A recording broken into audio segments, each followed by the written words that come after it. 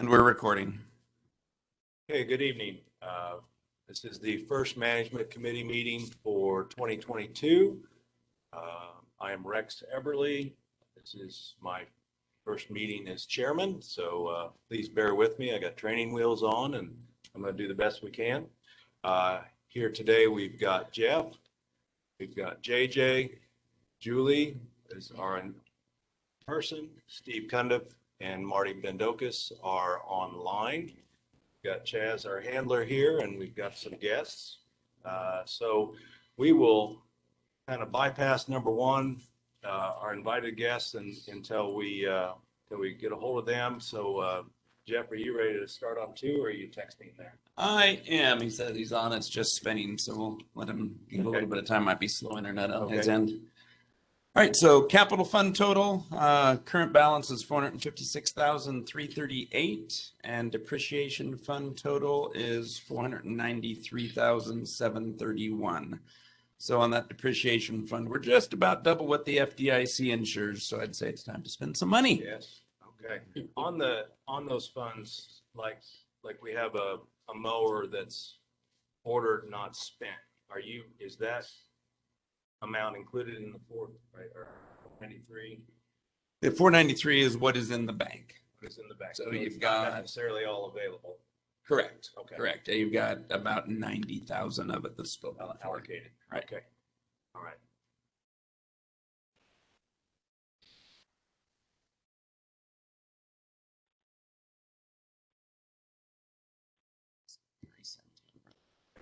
Having a little online problems.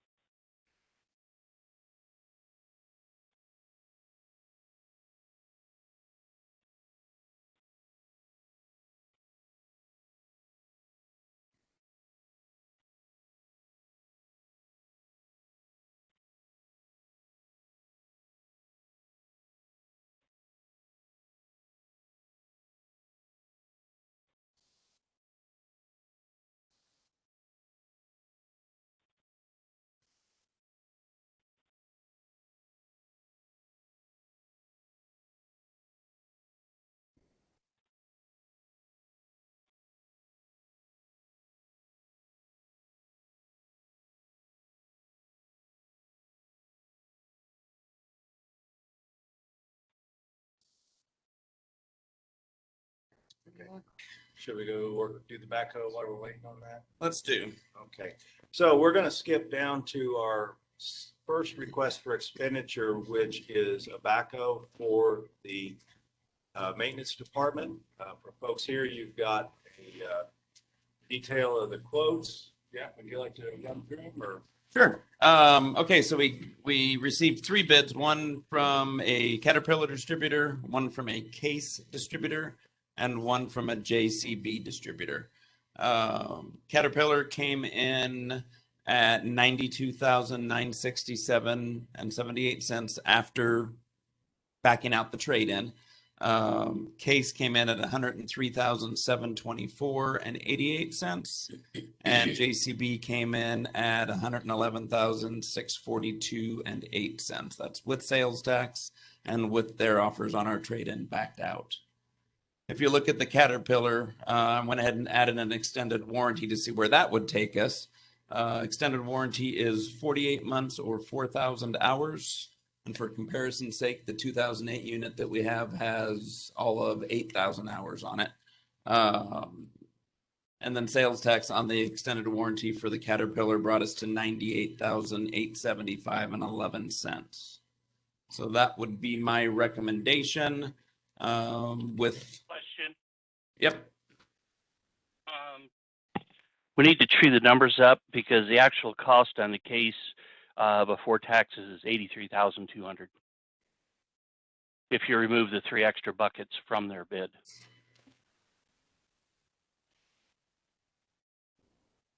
The 3 extra, but there was only $2,600 worth of extras on there, and that was Not true. on On it. the case was $11,350 in extras.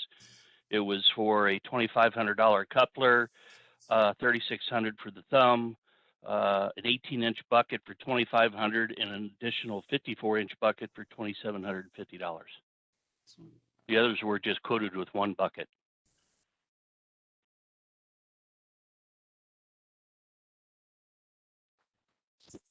You've got the coupler, you've got the thumb, and then the trenching bucket and the ditching bucket. Right. And it comes with the 24-inch bucket and clam. So the fact that was just bid with extra pieces, actually. So there was a coupler that puts a boom extension on it to reach out further, and then the 2 different other sizes of buckets, which were not bid on the other bids, or included on the other bids. I'll have to get back to them then. So are you saying it's 5250? Is that what you show, Steve? For which one? Well, if you take the 18-inch trenching bucket and the 54-inch digging bucket and you subtract those where it's Well, I took off the coupler. Again, I'm not sure what all the parts are, but I know for sure there are 2 buckets that are on there. But the 3 additionals was a total $11,350. If you take the $11,350 off, started $115,200 less the 32 leaves us with $83,220 or $83,200 before taxes. So tax is going to be $5,824. Grand total of $89,024. that didn't make any sense, only because their first bid without any extras was $114,000 before we added on what we were. I'm going by the bids you sent us this week, Jeff, or last week, whenever it was. Yeah, and again, I would argue that the thumb is an add-on that we asked for. The coupler is an add-on that Rick had asked for. And I don't think any of us have the time to sit here and go line by line through the Caterpillar. That's why I did it the other day and sent to everybody. I was trying to help out a little bit. Okay. Yeah, I guess we can go back to the drawing board if you want on it. But with case, we're looking at, just so that we're talking about timelines here also. With case, we're looking at minimum of a June delivery. With JCB was going to be a March or April delivery, and then Cat has 2 in stock that they can ship whenever we're ready. So that's an appreciable difference, but we still have a operational backhoe, right? it is, yeah, it is operating. Okay.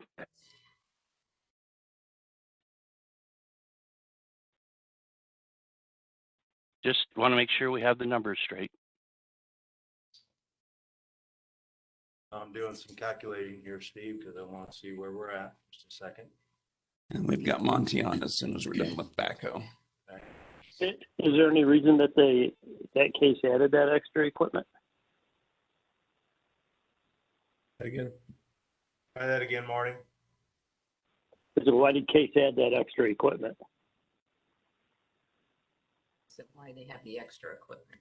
Oh, Is there a reason? the thumb, the hydraulic operator for the thumb, those are things that we asked for. I'm not sure if that is truly just extraneous options, then I'm not sure why they had put that on there.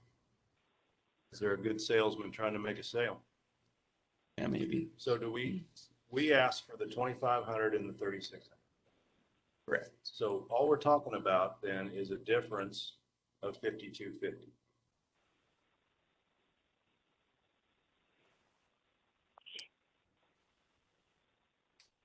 Is there any issue with just holding this off till the next meeting? Well, okay, so let's back it up a little bit. So the 115,000 is for everything that is above that first line, 115,200. And then if you back out the 32,000 in tax, you're going to end up about $1,000 off of what the Caterpillar is, right? Because the Caterpillar was 116,520, the case 115,200. Even if 11,200 of additional equipment was all stuff we didn't need. But I believe thumb is included in that. Correct. So the Caterpillar is less expensive. Like I said, I'll confirm it. I'll find out from the sales rep tomorrow. You want to confirm? I mean, I think. Yeah, I mean, if we have one that's working now, Correct. there's no dire need, we're gonna meet in 2 weeks. The only dire need is the fact that prices could go up in 2 weeks. So, And they went from 4 down to 2 available, so we could very well end up in the same position we're in with the fairway mowers. If that's the case, then, we can vote on it tonight. well, let's. So we go back to this. Oh. Coupler.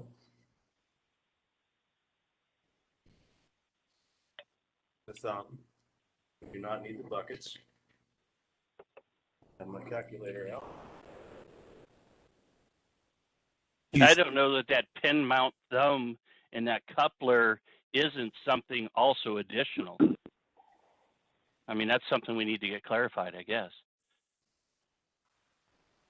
Those specifically, I know what we had asked for. We asked for those, We and asked those for are that in of the, everybody, and of they all are of in the it. Caterpillar bid. Yeah. And the difference is potentially just the way that they're quoted. Cases showing them as add-ons versus Caterpillar just rolled them right into the bid.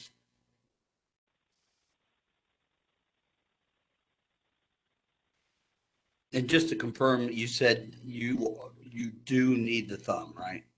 Correct. Oh, yeah. Yeah. That's our tree mover. Yeah, right. You can't do it without that. What model backhoes do we have now? Oh, you mean what manufacturer is Caterpillar? Okay. Model, I don't Well, I know at one time we talked about too, because I think Chaz or Jim brought it up, that the thumbs we had added to it, and we thought potentially that was something that we could move to the new one. That's why I was just asking. Okay. Those thumbs aren't that old. Aren't they? I don't Okay. think so. No. Probably since the big storm, what, in 15, Chaz, maybe? Yep. Whenever the derecho come through. Yep. And if that'll save us $3,000. Yeah, I think on CAT it was about 2,500 JCB. They sent me the quote with it included because I had sent them all of the specs ahead of time. Sorry to keep you waiting there, Monty. Just give us a couple more minutes. So it shows to me that the after trade, before taxes, the Caterpillar would spec out the way we want is 84,520. The case spec'd out the same way, as close as we can get, is 89,300. What I'd like to do is get this thing wrapped up, and if we believe that the thumb can be taken off the existing and reused, we approve this so it goes to the Board of Trustees at a not to exceed. We would probably want to talk about the extended warranty really quick, but not to exceed the 98, and then we give Rick the opportunity to see if we can reuse the thumb and Yep. save us $2,500. And I mean, you might look at the thumb and say, it's got 6 or 7 years worth of use Right. on it, right? Yep. So, Like, we can leave that's that probably up a to smart, yeah. professional staff. Yep. I'd like to make a motion for that. Okay. So what's our not to exceed? It was the 84,520 plus the extended warranty, correct? Yeah, well, it'd be the 98,875. 98,875. And then if it turns out that all of that is extraneous on the case, then I'll shoot everybody an email saying, okay, looks like the case might be cheaper, but I don't think that is the case. No pun intended. Marty and Steve, did you hear the motion? I'm good with it. I'd like to move ahead with it. I just want to make sure that we're being responsible and have the right numbers. This is just my point. I'm trying to do things the right way. I'm not objecting to the backhoe in any way. I'm agreeing. I appreciate that, and I thank you for doing that. Sorry. No, I just said I agree. Yep. Do I have a second? Have a second. Second. Okay, so we've got a motion to approve to purchase a backhoe. Right now it is Caterpillar at $98,875, not to exceed that. We'll double check base numbers. Both are meaningful quality. They're good units. And so a motion and a second. Can I hear a vote? All in favor say aye. Aye. Aye. All right. All opposed? Okay, we'll move that forward to the Board of Trustees. So, All right, and we have Monty Mills on with Silco, our current bidder for the RFID system. Marty, I think you had some questions for him, and then we can open it up to the rest of the management committee. We did promise Monty a short meeting here so we can get back to doing his own life. So, Marty, I'll leave it to you.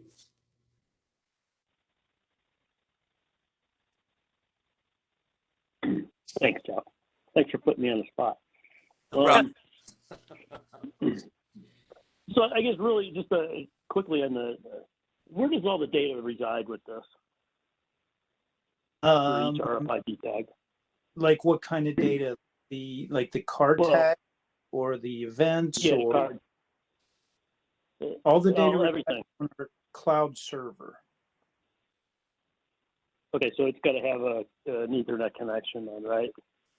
Right. When we were there meeting in the, I think it was the front entrance, I believe somebody said there is network or internet at each one of the gates now. Yeah, I think there's cameras everywhere, but you guys haven't included any kind of switches or anything, have you? Well, that's the conversation went so many different directions. I did include a network switch. We only need one port if we do not plan for the future for like camera stuff like that. So that's the only thing that we included was a network switch, so that there would be enough ports for what you have there now and what we're going to add, which is the controller. Okay. Okay. And then again, this is just for the controller, it's not the operators, correct? Correct. Okay. Yeah, those are really the biggest two things that I wanted to kind of understand a little bit better. So there still needs to be probably some work on the networking on that. What happens on the loss of power? Well, we included a UPS, a box, and the network on our system so that the system will continue to run as long as the UPS will hold the network switch, because our controller is PoE. Okay. And then what about what if the cable goes down? Because at each location we've got a Spectrum cable. So if there's an outage on the cable, is that gate useless at that point? No, the controller houses all the data. You just can't make any changes to the data until the network is back. Okay. Okay. So all the tags then are going to reside at the controller. Got it. Mm-hmm. Okay. Okay. very good. I had a question on and I think you just answered it with the network switch, but so as we move forward, if we want to add a different level of license plate camera, if we want to add whatever's available, this system can be upgraded as necessary. I mean, yeah. So what we proposed is the access. In the video, we do have a system that's similar to what you have there now. When we were looking at it, it was several years old. the newer systems, yes, we can add to it. That's what this switch is about. It's interesting. You guys were talking about making a decision soon, because January 1, the network switches that we had planned on using on this have become discontinued, and they are no longer making them. So we had to go a different route. And the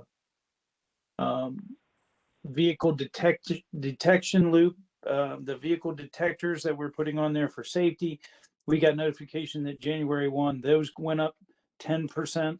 So there's a lot of things that are changing. Okay. Steve, did you have any questions?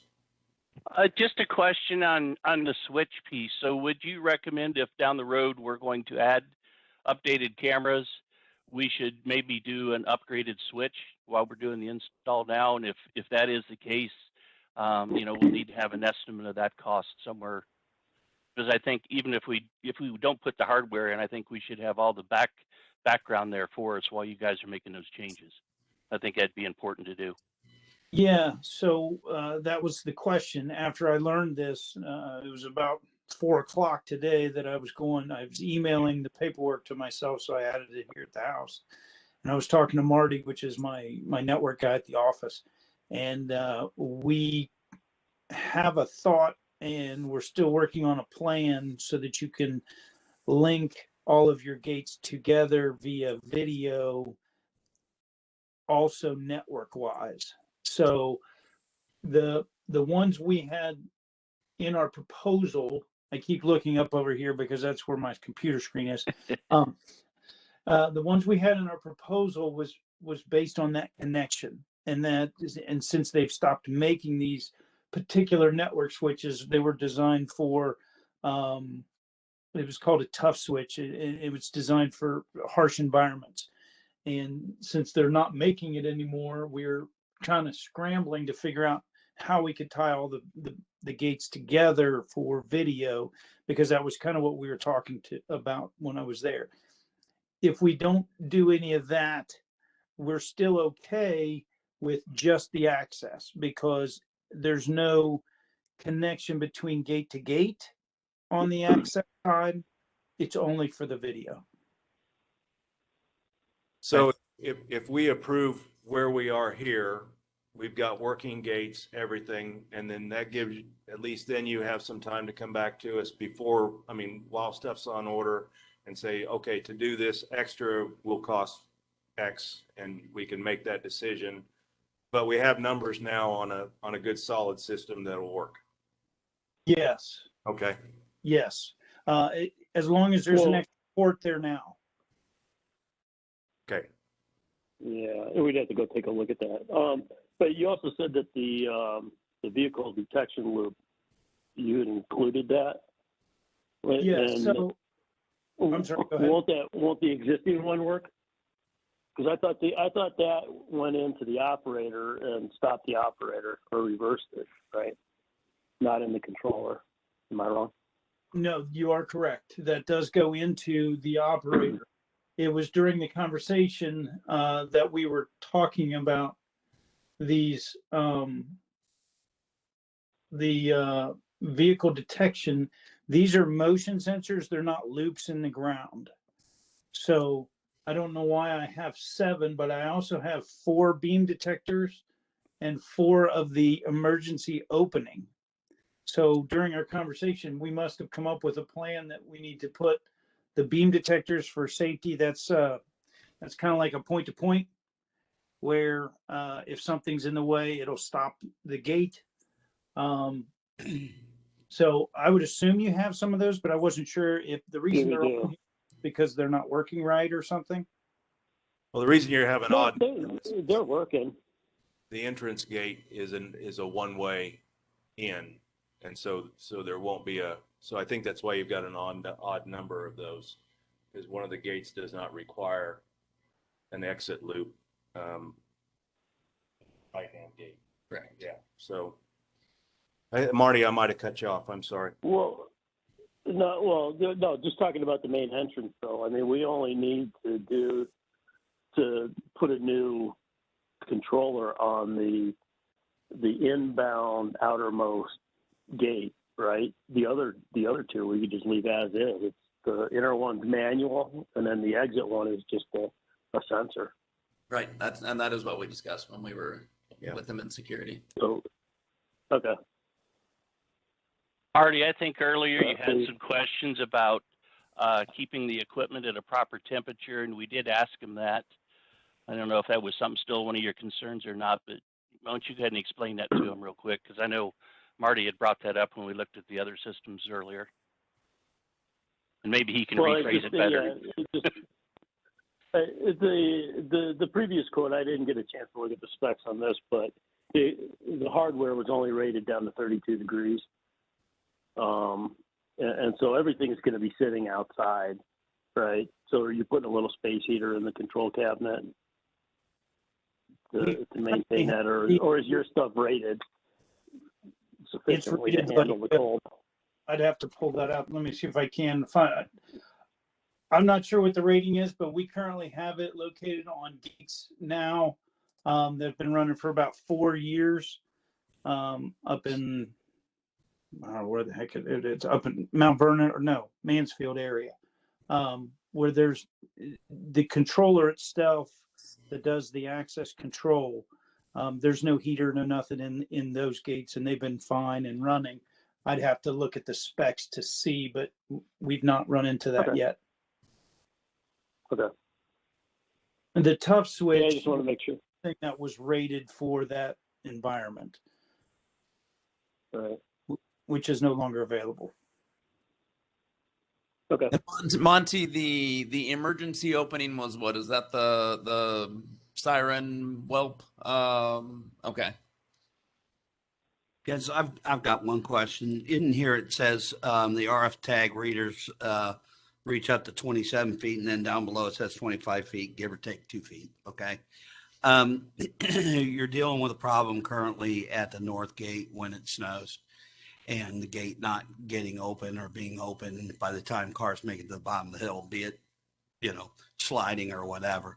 Is there an opportunity to incorporate that into this and put us in a position where we've got it'll activate at a far greater distance if we upgrade what we're doing here to help out with that situation? Here's what our plan was for that. There is, you see a barrier gate option.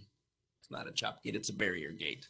And that the intent there is to add a barrier gate inside of the Bora Hill iron gate or aluminum gate, so that in inclement weather, you would actually lock the aluminum gate into the open position and then have a breakaway barrier gate, just one of the ones that comes down like at security.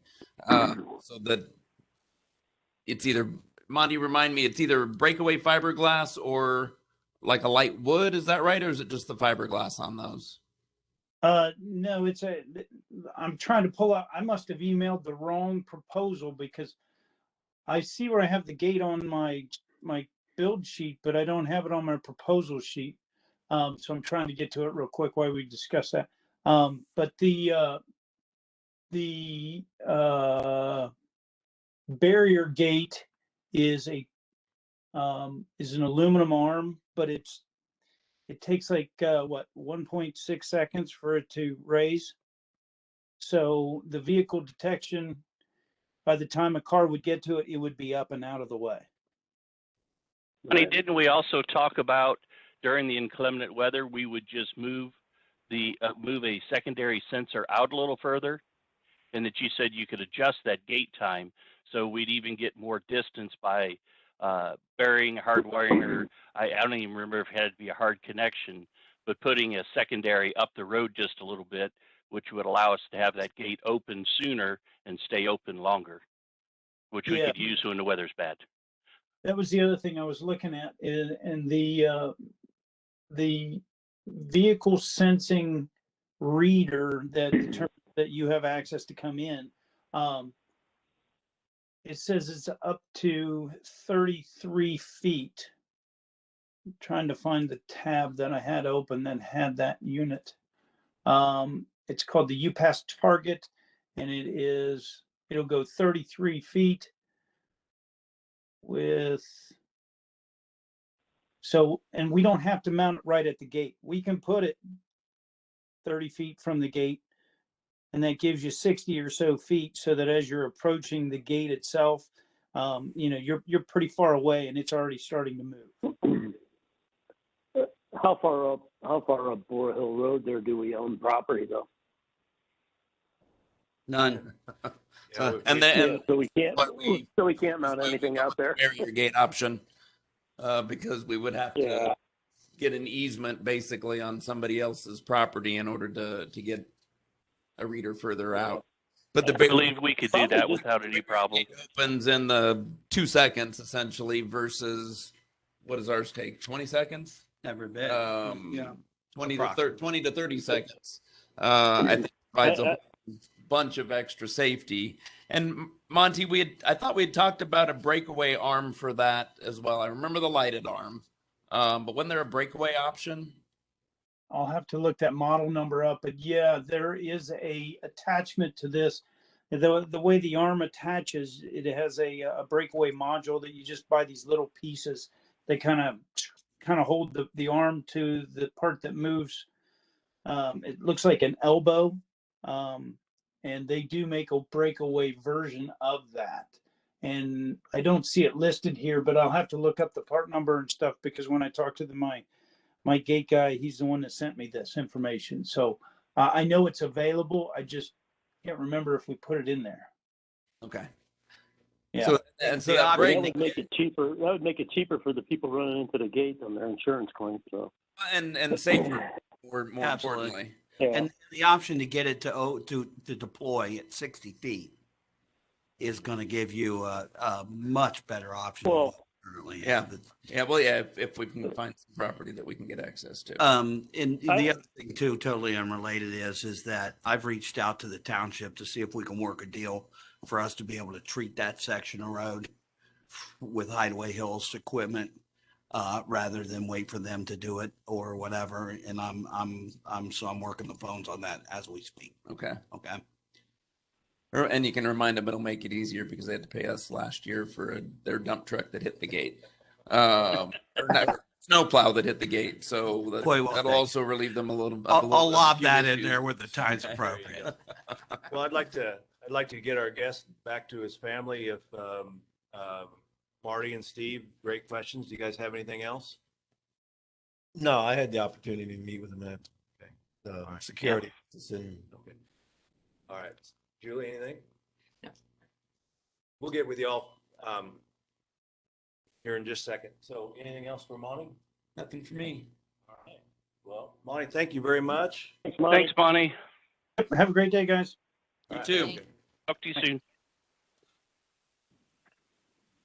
Sorry, it took me so long to turn down the volume there. That's okay. That was good. Okay. Oh.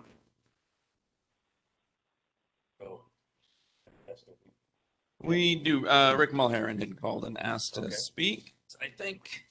Before we go any further.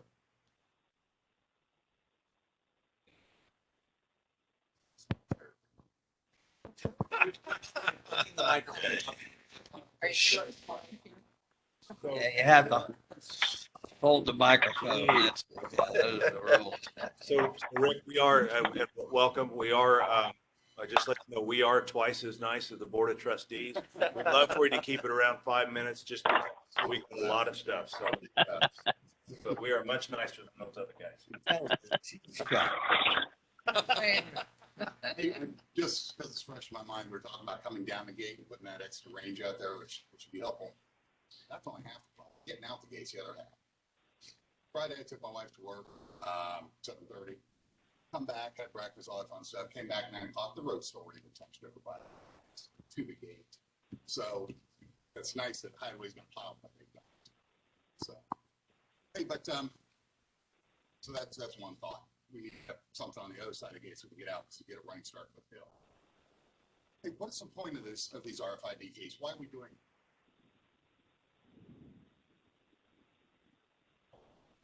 Main point is membership has asked for better security. The current system that we have with the clickers is We don't know who has clickers. We don't know who has set their whatever you call your system in your car with the clicker, and it doesn't provide the safety that our members expect. And so the RFID systems allow us to know. It allows us to turn off. Right now, we can't turn a clicker off. If someone has a clicker and they leave, we can't do anything about it. With the problems with that. That's gone on for. Oh, I understand. I haven't heard anybody breaking into houses, stealing stuff from out there. I mean, it's an issue we don't have. So we're spending money that we don't need to, is what I'm getting. We hear different. Hey, Rick, could you get a little closer to the mic? Oh, Yep. Yeah, I'm sorry. We can hear him. Yeah, thank you. Is that better? Yeah. Thanks, Rick. Sure. Yeah, so we don't have those issues. I mean, did you hear about that guy last week? That somebody broke into his house and held him at knife point? It doesn't happen here. I mean, we're manufacturing, we're coming up with a problem to manufacture a solution. We really don't need it. Not that there's hundreds of those clickers out there, if not more. Look at all the problems we haven't had. So I don't really know that's an issue. Also, we want to make security better, is what you're saying. But still, somebody can call security, say they're coming in here to the lodge for dinner. We have no idea if they're coming or not. So we're not gaining any security there. That's not true. We don't open the lodge to the outside. We get calls every week with people wanting us to, but we don't allow outside According guests to security come into today, the 5 lodge. o'clock they do. I called today. Who'd They you said talk, no problem. who'd you talk to? I'm one of the veterans. I'll tell you off mic. Very Okay. long. But he's a veteran. Been around here for a long, long time. Okay. Since I was a kid. So we're not. I don't know. We're getting there. And also, as far as security, there's so many places you can drive into highway. Fire structure. I mean, you need to put a fence around the place if that's what you're trying to accomplish. This 50 grand or 60 grand, whatever we end up spending, it's a waste of money. Plus, it's also a bad idea for health and safety. Last month and the month before, I got a phone call from my kid whose dad lives over on Winnemucca. Said, hey, those alarms are going off. Can you get over there and see what's going on? Guy's house burned down probably 6 years ago. Flew over there, and I was the first one on scene. He was out back power washing, and the fumes from the power washer got into his CO, whatever. Anyway, set the alarms off. He had no idea. About 5 minutes later, here comes a couple volunteer fire department people, not in a truck, in their personal vehicles. So are we going to give all these volunteer firefighters, paramedics, healthcare workers, are we going to give them all RFID passes? That's a lot of people. We don't give them. No, we'll be able to either have the siren activated gates, or we'll just give them RFIDs that they'll have on their fire trucks and squads, not in individuals' vehicles. But that's not the way it works. It was probably 15 minutes before a fire truck showed up when I was at his house. And this didn't happen once. It happened in November and December. So, Well, again, it could be because those garage door opener codes have been given out to other people on the fire department. They've gone to Lowe's and spent $10 on an opener, and they've programmed them for our gates.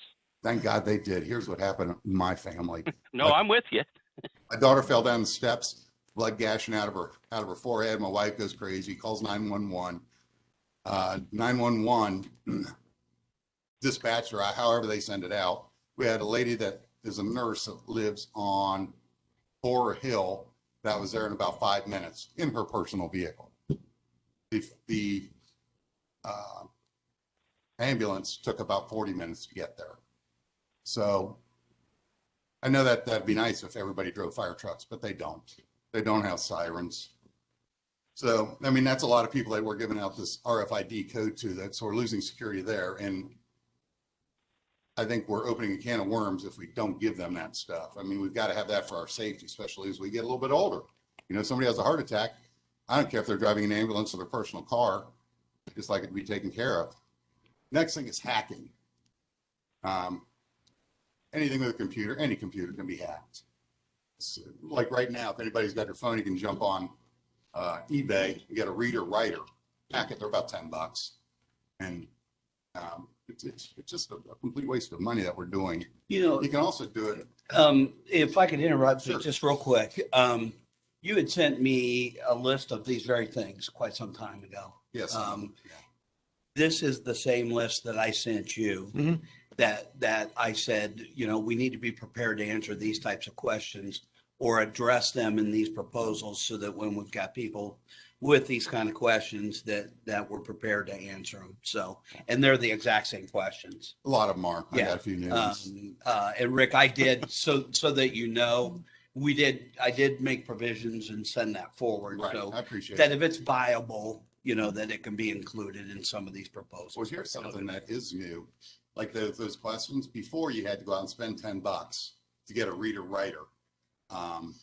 So you can do this without anybody could go to the little store, sit there, wait for one of us to roll in there with an RFID on our vehicle, scan it, boom, they have access. You have no idea. That was one of the things that they had addressed in one of the proposals that we had been talking to them about. I think it was in the proposal that came with the one group that decided not to move forward with us. I got my hand up when you guys are ready. Oh, go for it, Steve. No, Chaz, please continue. No, I mean, the bottom line is that I believe they were very emphatic about the fact that couldn't happen. That very thing couldn't happen with their particular software and readers. And we asked the same question of Monty, but Steve, go ahead. Well, that's what I was going to do because I was with Marty. Oh, good God, forgive me. JJ, when we met up there with him at the security building. First of all, Rick, on these, if we have a squad run and we know about it and we know there's some real hiccups in this, we've got to make sure dispatches, once they're getting calls, they're letting us know that there is EMS coming in, let us know that there's a nurse coming in that's on the department. And with this system, our security people from the main gate can open those gates. So they will see an ambulance or somebody pull up, find some way to identify as a nurse or something like this, and security can allow those people in. Secondly, we ask about, these, we did bring these questions up that you sent to us to ask him, and there's some sort of random, they change, they're not always the same, the links that communicate back between them. I think it's a constantly changing thing. So somebody could sit there with a reader and they could copy that, but it would not work for an extended period of time because these things are updated and change, if I remember. Can you remember any further on that, JJ? Part of it is that they're magnetic. You can take a picture of an RFID tag There you go. and stick it in your window. It's not magnetic, Right. so it's not going to read. Nope. But if you're right there by the RFID, because they transmit data, the RFIDs do, and they To read the data. reader. Yeah, you just sit there. You right can't, with you your can't, reader. you can't program the reader. JJ, I mean, you tell us all these cities have been hacked, all these businesses. Oh, been I'm not hacked, saying it all can't that. be hacked. So, Anything can be hacked. But absolutely. what I'm coming from the easy pass aspect of it. I don't know. I mean, I just watched a video today, showed me how I could do it on my iPhone. You can do it, which is something new. Now you can do it on iPhones and Androids with that list of questions that I sent you before you couldn't. So, yeah, and you don't even need to download an app. Well, security's going to see that. It's going to recognize the car. And we shut it off if it's not on our list. And then It won't let them in. You do the same thing because No, the yeah, data's there. it's I'm not a tech guy. There's a tech guy back there. That no, really and I knows understand that that. anything could be hacked, and Yeah. gates and locks keep honest people out. So, JJ, when you're pulling in, say you're coming from a little store to the front gate and you want to come in hideaway and you don't have access, did you know you can drive right through the field? I wouldn't want to, but I mean, it's a hump that's about this. Sure. I mean, there's so many ways in and out of hideaway. It's. I think it's just a waste of money. I understand all that. I really do. This is one of the things, though, that when we went for the increase, this was part of the things that we had I've heard said. that before, and all I remember is we're broke. Where's the 250 grand from the dam, and we have to pass assessment. I don't remember. No, anything about there was the lodge was part of that too. Yeah. Remember? Well, No, I'm just saying. I it jump was- off there. I Another understand. issue that We got 1 minute, please. Okay. We're Less than well 1 minute. over 5, but I'll give you more. Oh, sorry. It's okay. Technology. We have a problem with technology down here. I mean, did our phones work yesterday? Did they work today? You know, the security, the lodge, Clubhouse, they all work today. Did the cameras we've had for a decade, I'm guessing. Do they all work? Have they ever all worked? No. I mean, I think you're opening a can of worms here, and it's $50,000-$60,000 that we really don't need to spend. Thank you for your time. Thank you. Apologize for going over. Appreciate it. Thanks, Rick. Not a problem, Rick. Thanks, Rick. Thanks, Rick. We'll talk again. Yeah.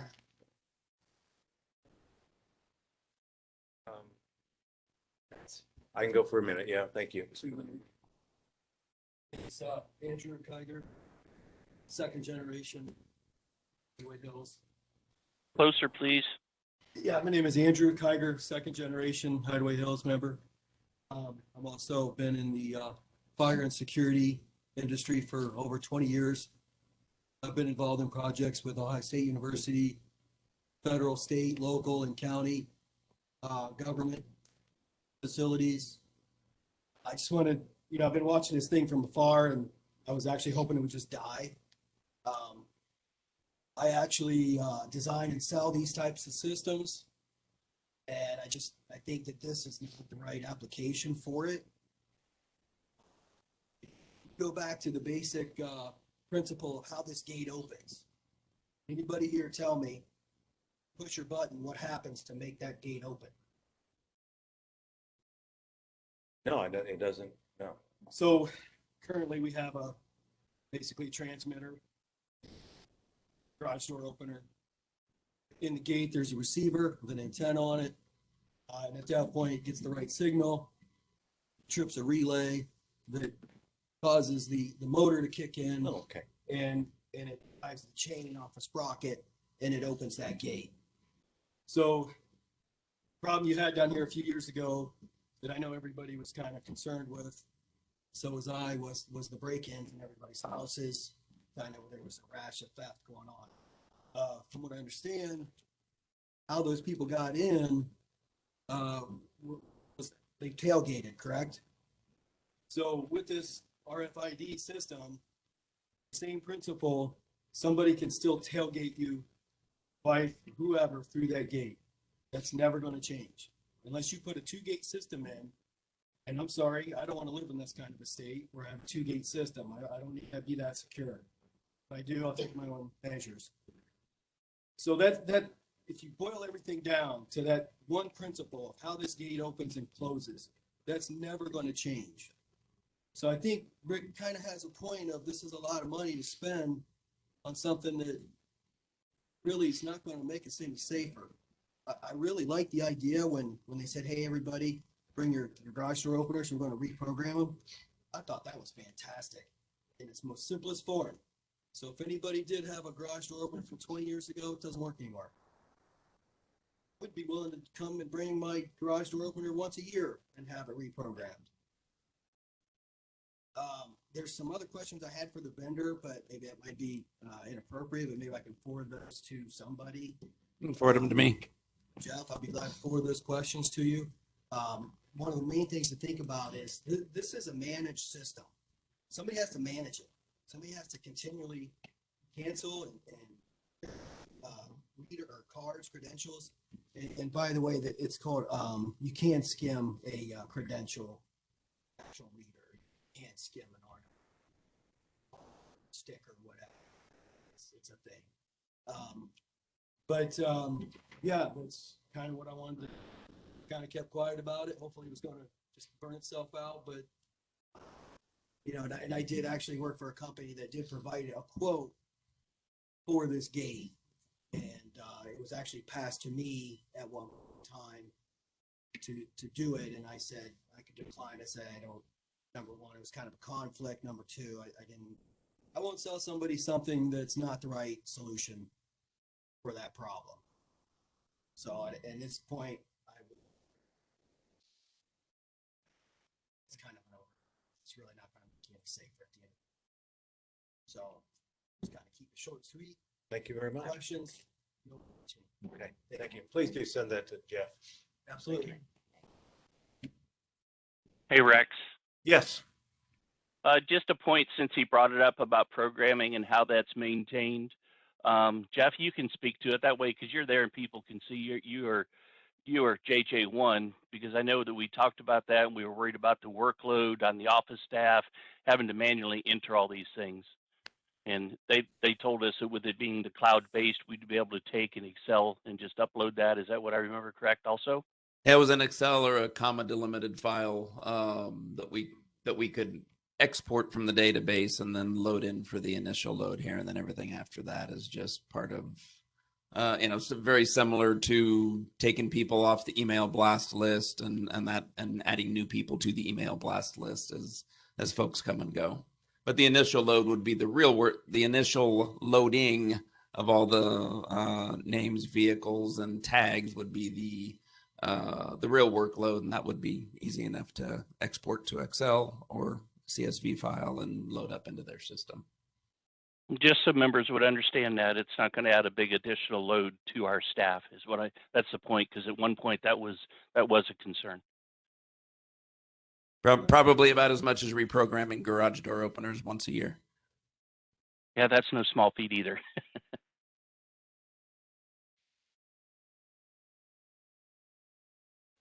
The times keep getting shorter. Please.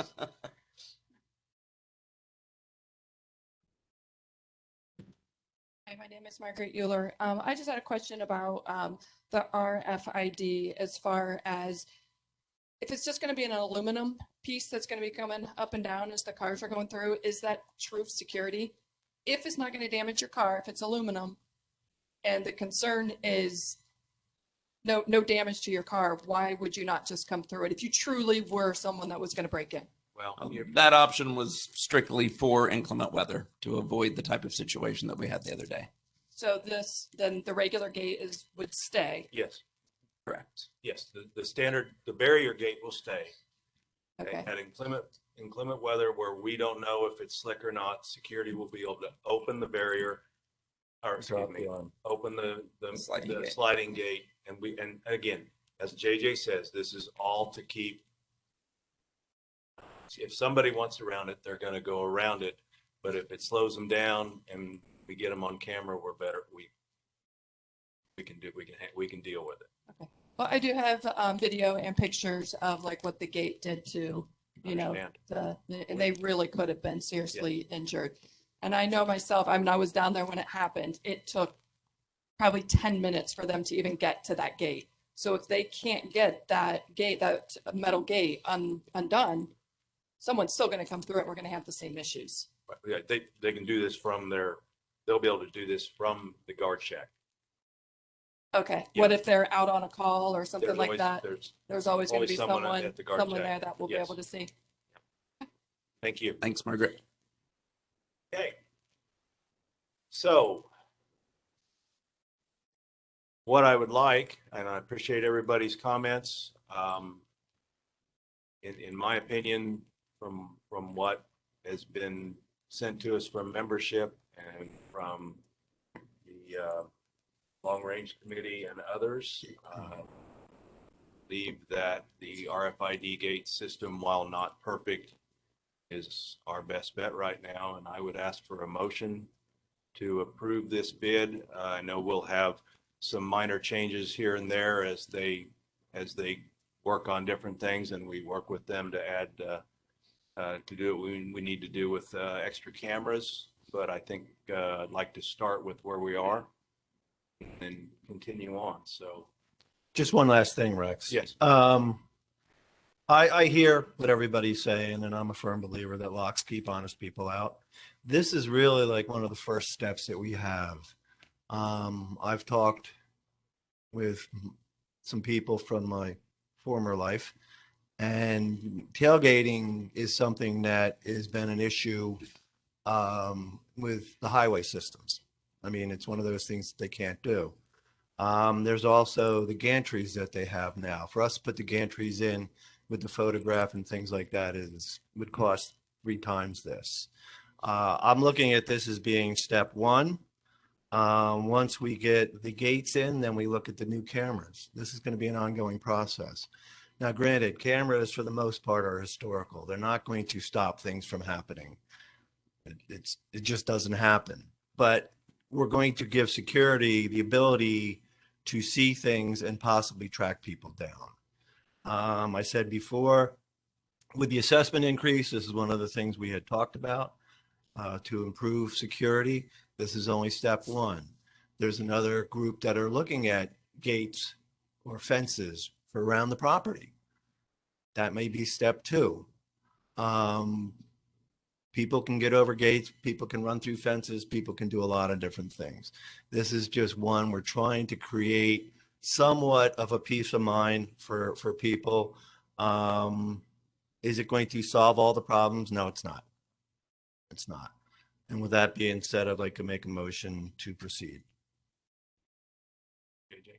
And proceed with both the RFID and the barrier gate? Yes. Okay, Yes. so the total, What I would say is with Monty establishing that there's an increase on a couple of items, and this is well beyond the 30 days, I think it was, that this thing was originally valid for, that we increase it 10%, just a max spend of, just to be safe. So you're 51. looking at, 55. That's not counting the tags, is it? that's not counting the tags. No, But the tags are, we know how many people are requesting tags. If this is all approved, then it's strategic wild guess. 56,240 would be a 10% increase. without tax. But that's with tax. With tax. No, And with no tags. No tax, 10%. Okay. You want to go not to exceed 57, JJ? Yes, propose not to exceed 57,000. Do I have a second? I'll second it. Okay. Any more discussion, questions? Marty, you still on? Yeah, I'm here. Okay. All right, so we've got a motion for the RFID not to exceed 57,000. That includes the barrier gate option for Bora Hill. All in favor, say aye. Aye. Hey, All opposed? Nay. Okay, so I believe 1, 2, 3, 4 ayes and 1 nay. Is that way you read that? Okay, that motion passed. So thank you all. Okay, we are way off of our agenda. Barry, dig that out. So then. No, we're not. Yeah. Rex, that too comes before the board. Yes. Correct. Anything over 15. Off course chemicals, there we go.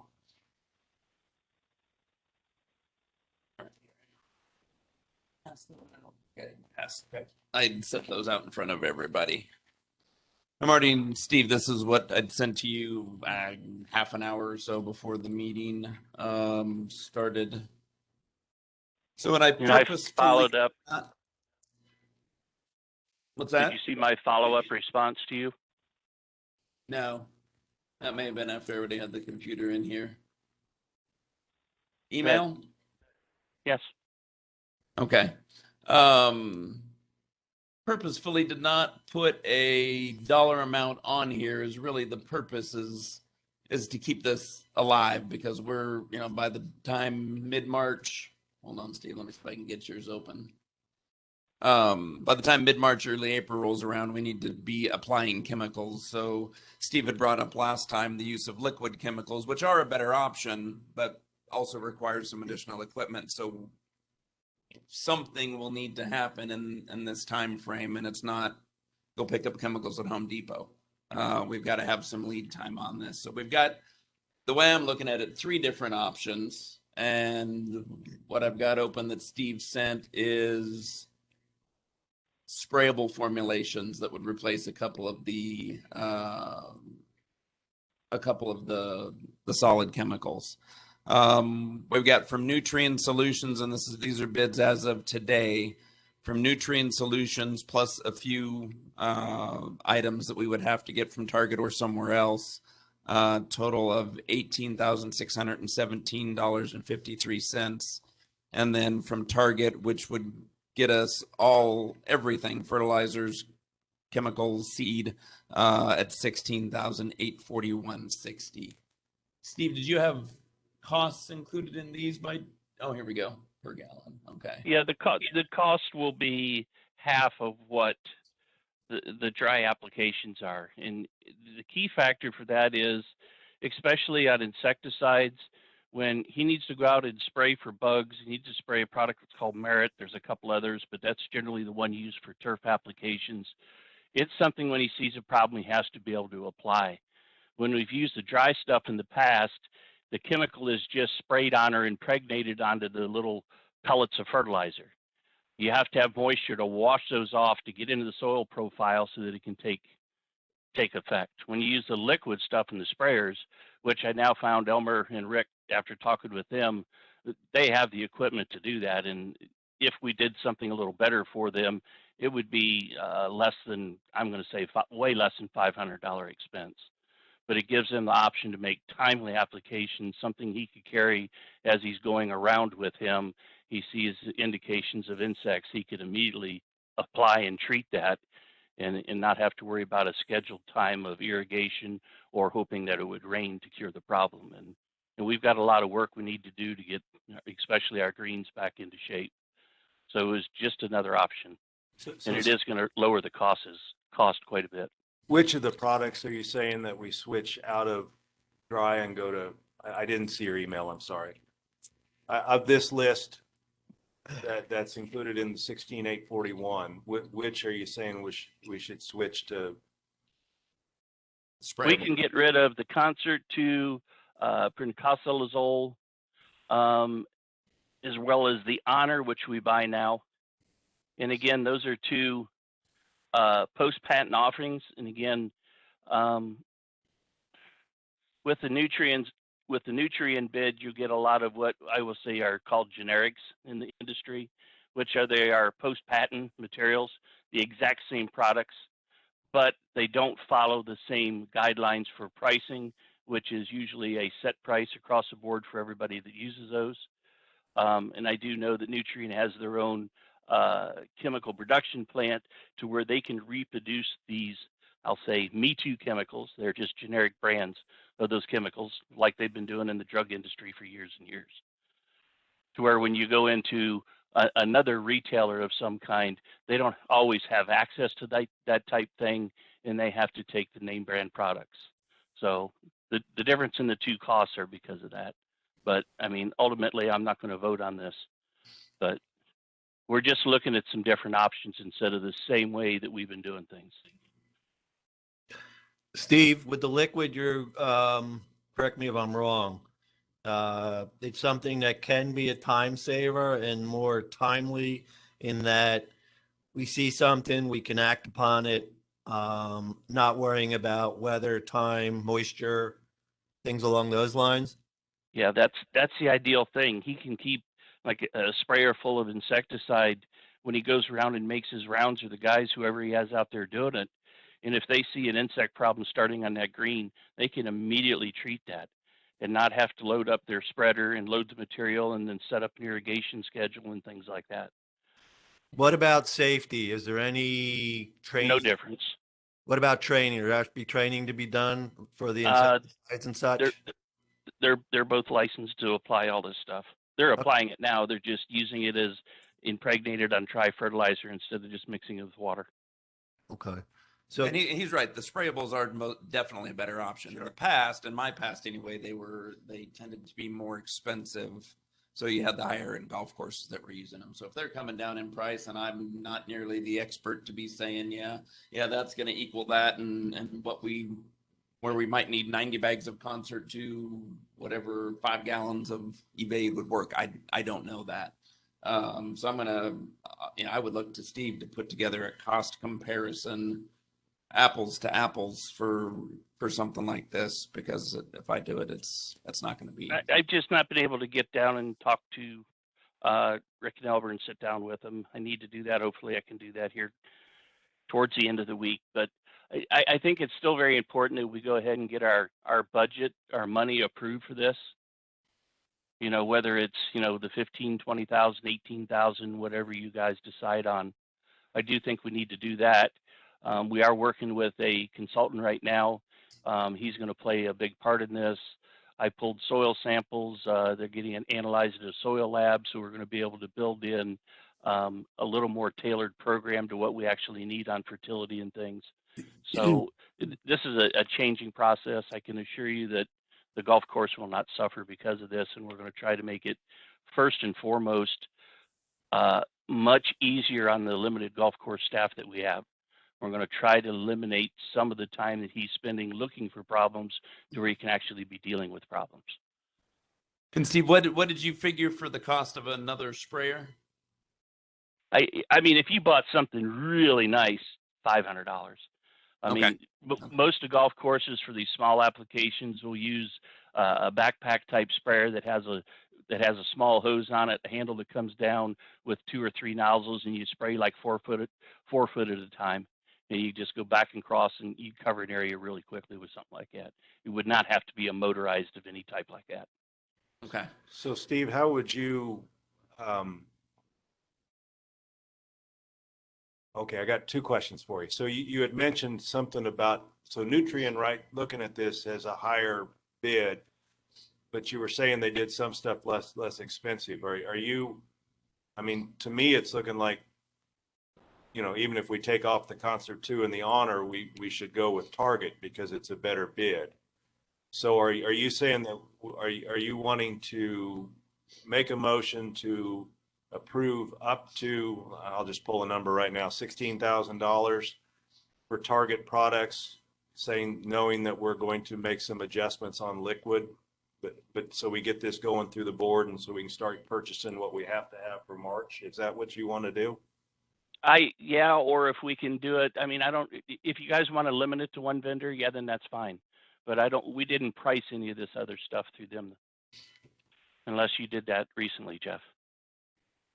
The liquids, no, just apples to apples as much as possible, knowing that Nutrients with some generics. And I think that's, for the most part, that's some of the stuff you see savings on the Nutrien side, but there's some bigger savings on the Target side, particularly on this most recent bid. The first one was about a $400 variance. This one is $1,800.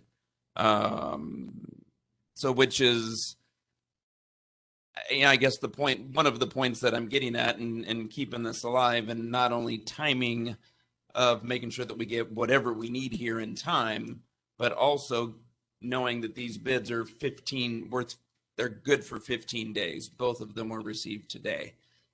If we wait 16 days, then there's a chance they may be going up again. They're suffering from supply chain stuff as well, from what I understand.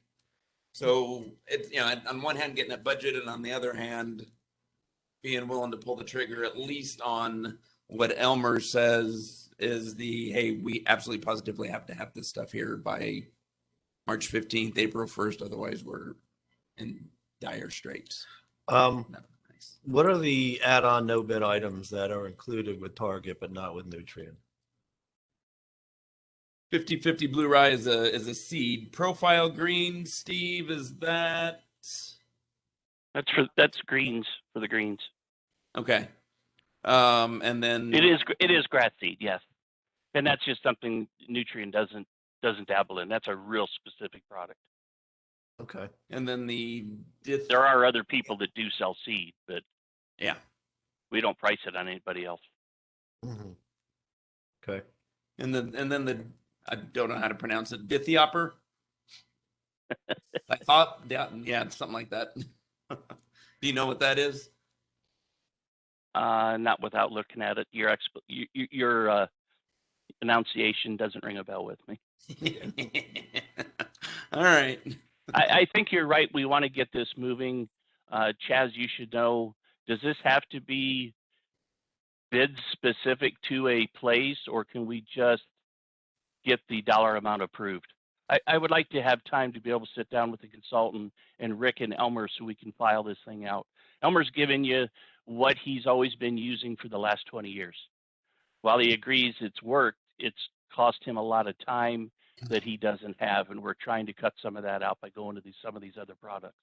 But it's going to be a project. It's not going to be a shotgun approach like we've done in the past. Steve, I would have to answer your question with a question. Does any of this lower my handicap for?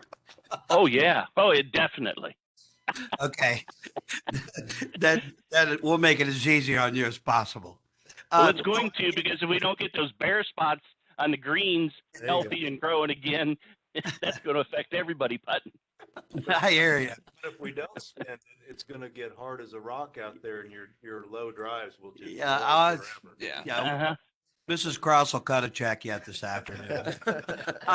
No, I believe it's just a dollar amount. It doesn't, it's totally up to you guys on who you want to deal with. Guys, truly, it's good to bid in a package, but we could go out separately and buy each one of these products for $2,000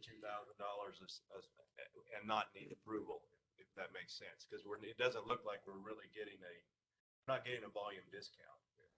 Well, so two things. We are in that with both vendors because we split it last year. Okay. So Okay. there is a reason.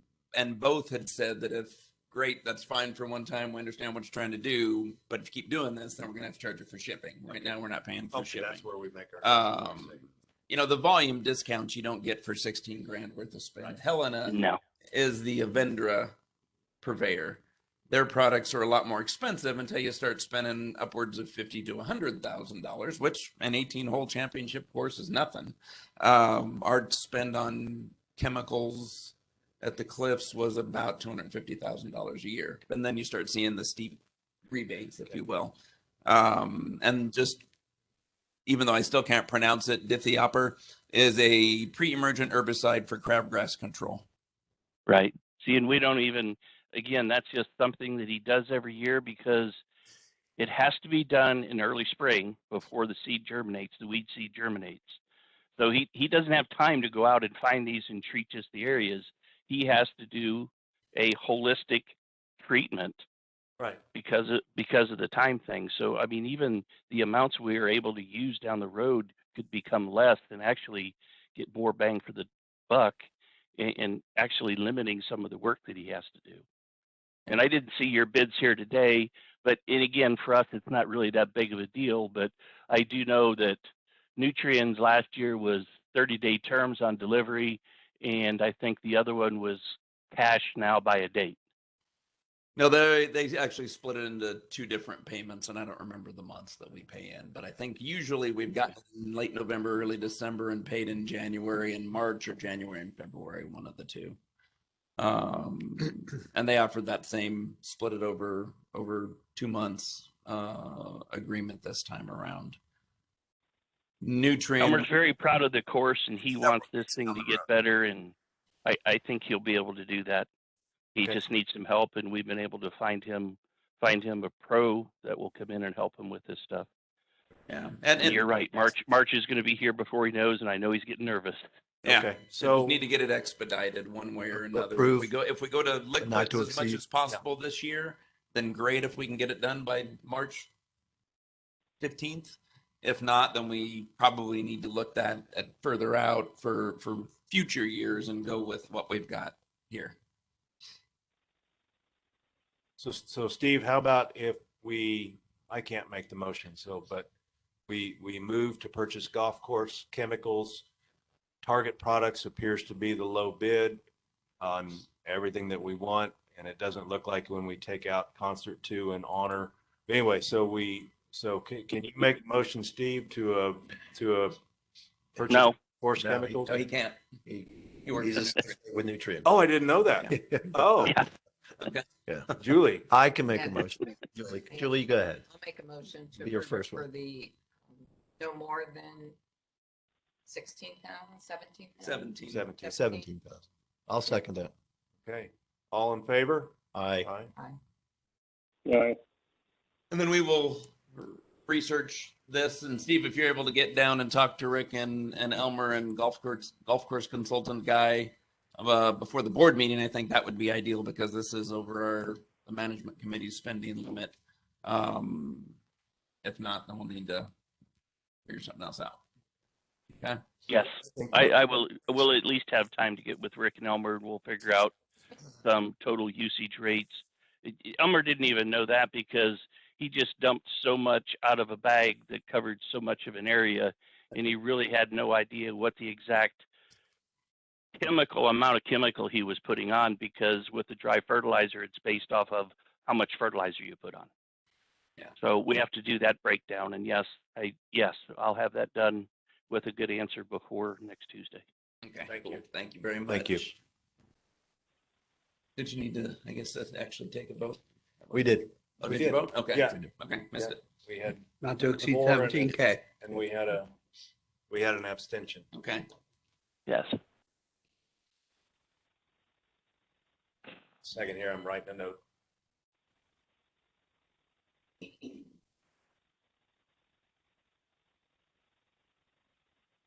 Okay, Okay, we're off. we're off. Request for expenditures. Yes, So we spent some cash today.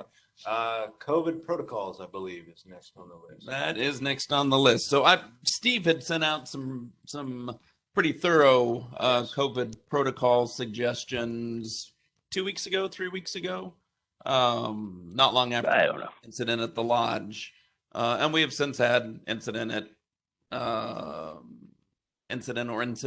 at the clubhouse, maintenance, and then I know the carryout was all but shut down for a day or two with all the incidents they had. So obviously this thing's still going around, but that all said, we never discussed these protocols and how we want to go about it.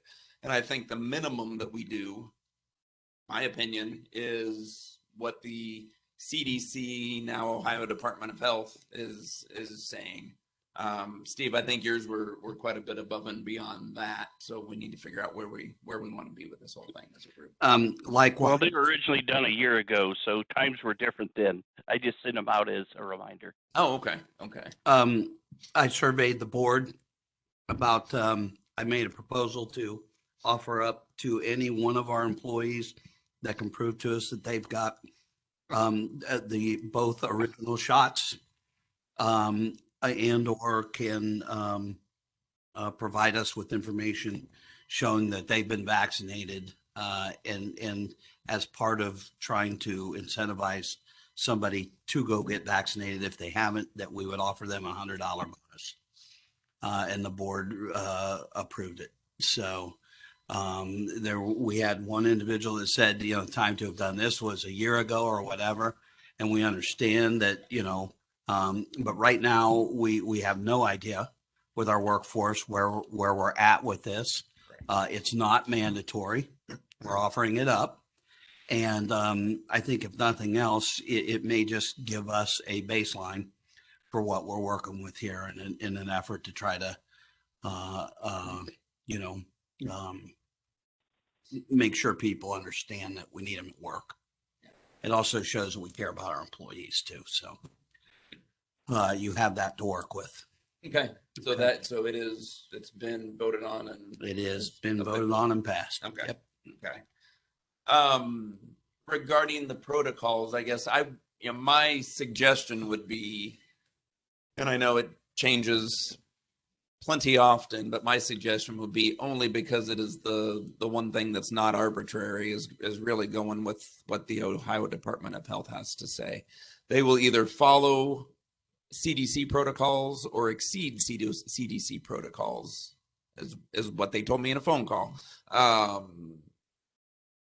This time around, it took them, I think, a week to agree with the CDC, but they ended up going with the CDC protocols. But until that time, until they pulled the trigger on that, they actually exceeded those CDC protocols in terms of it was 10 or 12, 14 days, whatever the heck the previous one was. It had dropped to 10. Okay. Yeah. Okay. And only because I think anything else we throw out there is arbitrary. You've got the medical professionals at that level, versus none of us that are. So former EMT doesn't count. So will you publish that then to the employees? Yes. And then Yep. with the offer?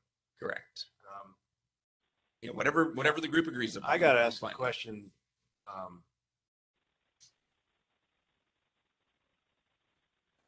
And I don't have a problem with doing that, but do we need to approve that money out of the management committee?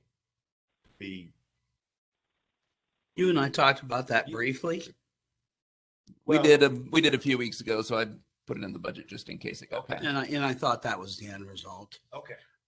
You know, in the event that it would become an issue or something like that, I'm prepared to fund it. Okay. And we can take that offline as to where that money That's comes fine. I'm from. just trying to, Yeah. I'm trying to stay. There was also a question as to whether or not one shot versus two. We're saying that if you took the Johnson & Johnson, it was one shot, you're good. The other, we need evidence that you've had your second shot. We don't have to include the booster. Okay. And if they'll submit that to you, pay them $100. Okay. Are you going to want to have a copy of that? And do you want to have a form? Because I've got one. Did I send that as one of the attachments? I don't remember. I don't remember seeing that. If you could send it, that'd be great. Okay. And you know, and Chaz says it's not mandatory. They're mandatory there, even if the federal administration's mandatory vaccine program goes through. The way that it's written now, it does not apply to Hideaway Hills because we don't have 100 employees or more. So something like this is really important, I think. I think it's important that the employees know that we care about what's going on with them. Yeah. You know, we may do this and find that everybody's vaccinated, or you know, if it spurs that one person on, then so be it. I think it works in our favor. Yeah. You know, and we'll take it from there. It's that simple. One thing, only because I'm dealing with this right now with employees in a small setting. You know, it's my understanding that currently it's 5-day quarantine, 0 symptoms. They don't need to be tested negative. Correct. Can return to work, and depending on residual symptoms, i.e. cough, whatever, you know, mask is recommended. Yeah, well, So- yeah. Going for another 5 days. Actually, part of the protocol, you come back after 5 days, but wearing a mask for another 5 days. Is that what it is? Yes. Okay. Yeah. Yeah. Assuming if you actually have it, because it's exposure versus you actually catch it, and then quarantine versus isolation. Got it. Either way, it was 5 days. If you had it 5 days from the onset of symptoms and then back with a mask for 5 days,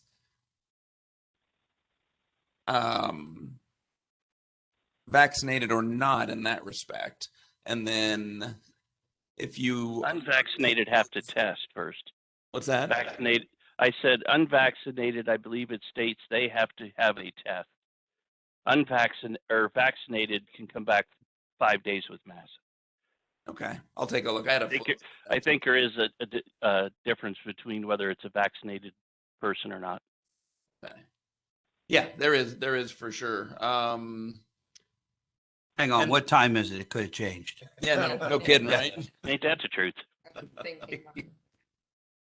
And we can look it up if we need to, but I'll look it up tomorrow and double check. But I think if we can all agree to go with those protocols and stick with those protocols, whatever they are, because they may intensify them again. That's half the chat right now. And stick with, and I'm saying this because there were so many states that disagreed with dropping down the standard, that we stick with what the Ohio Department of Health has to say, because they actually have more actual, they have more actual authority in Ohio than the CDC does. Do we have plenty of PPE available for employees?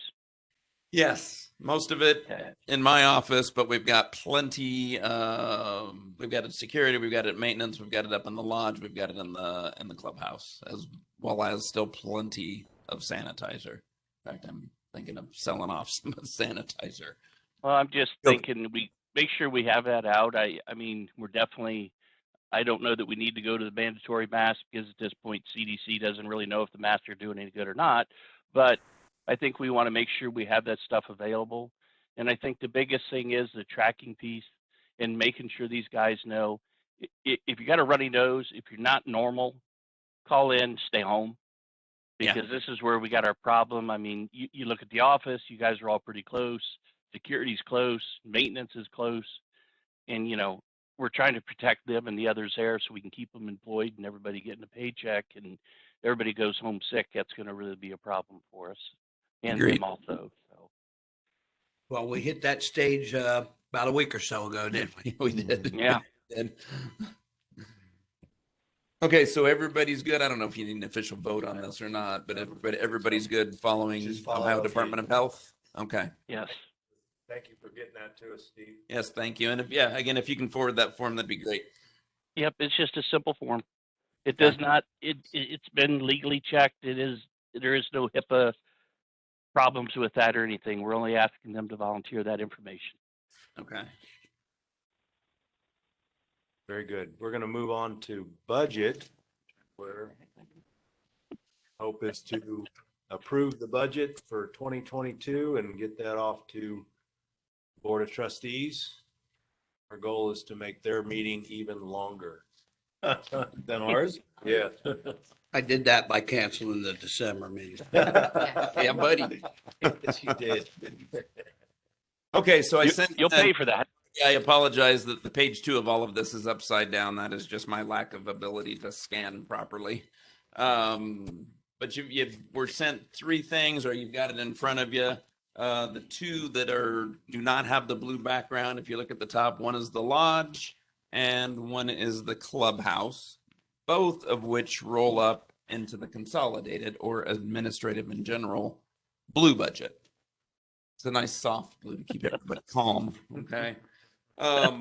Bottom line is, and this is including the fitness center electrical bills, at about $450 average a month. Our net bottom line is, okay, I lost it. Hold on. Gotta figure out my own sheets here. $3,432.13 to the plus, which was, I think last year we had $28 to the plus. Back out depreciation for cash flow, because that is not an actual, that's more of a balance sheet expense. It's not a cash expense. And that would add $245,663 back into cash flow on top of the $3,400. So last year, I think I just kept that as fluff, but I'm admitting it this year. I'm a sandbagger. That's okay. Okay. So I want to, for the folks listening in or watching, so just so you know, that means we cover all operations.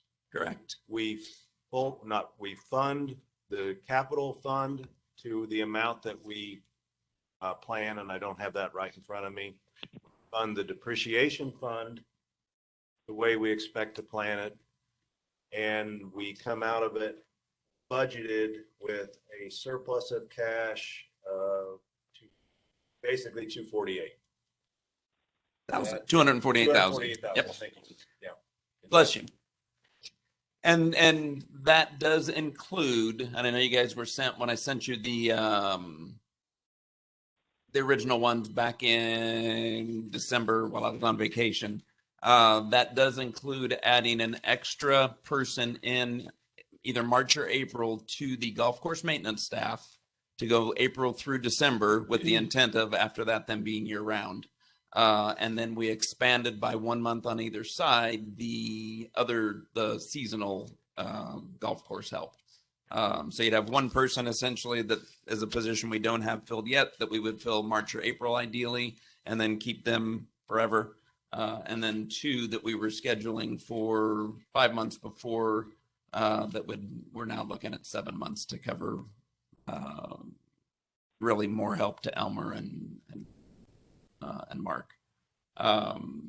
Also does include, whereas we only had a package person budgeted this year, we sacrificed the extra office person mid-year to get the package person earlier in security. So that's now keeping Red on 30 hours a week most of the year, and then 40 hours a week November and December.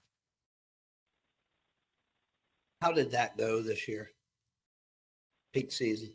Really pretty well. I mean, he was Much better. ready for it to end. I hear it every time he sees me. All frazzled last time I saw it. But Red's a good guy. He's the perfect person for that job. We did over 1,100 packages 3 weeks in a row, and are now back down to the 550 or so average. And room wise? Space? Oh yeah, it's been we had extra space, Good. even with a few refrigerators and whatnot being delivered. Tired. Yeah, tires. Yeah, don't tell my mother. Mrs. Cross, if you're listening. Oh.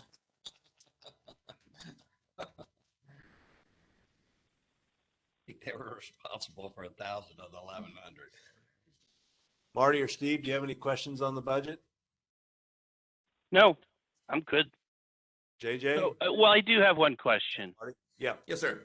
So the balance that we always, that I unfortunately don't use very good at accounting terms, slush fund, the piece of money that we always set a goal for that is funded for the unforeseen dump truck that blows up and things like this. Is that a budgeted item? No, that is, if you look at the bottom of the depreciation list, there is an unexpected expense line. Don't ask me for the number every year because I don't remember it, but there's an unanticipated or unexpected expense line at the very bottom of the depreciation fund. Right. The Well, expectation. I'll admit for the first time, I missed Jim not being here to answer that question for me and him look cross-eyed at me because he's probably told me 10 times. Jim probably would have known the exact amount, but. Well, that's what I'm saying. And does that have you purchasing everything that should be purchased per the depreciation schedule with the? Yes. Nice. Yeah, It's depreciation and CapEx, yeah. Yeah. So, but Fully what goes funded. into the budget is actually the monthly funding of those. Okay. Okay, Yeah.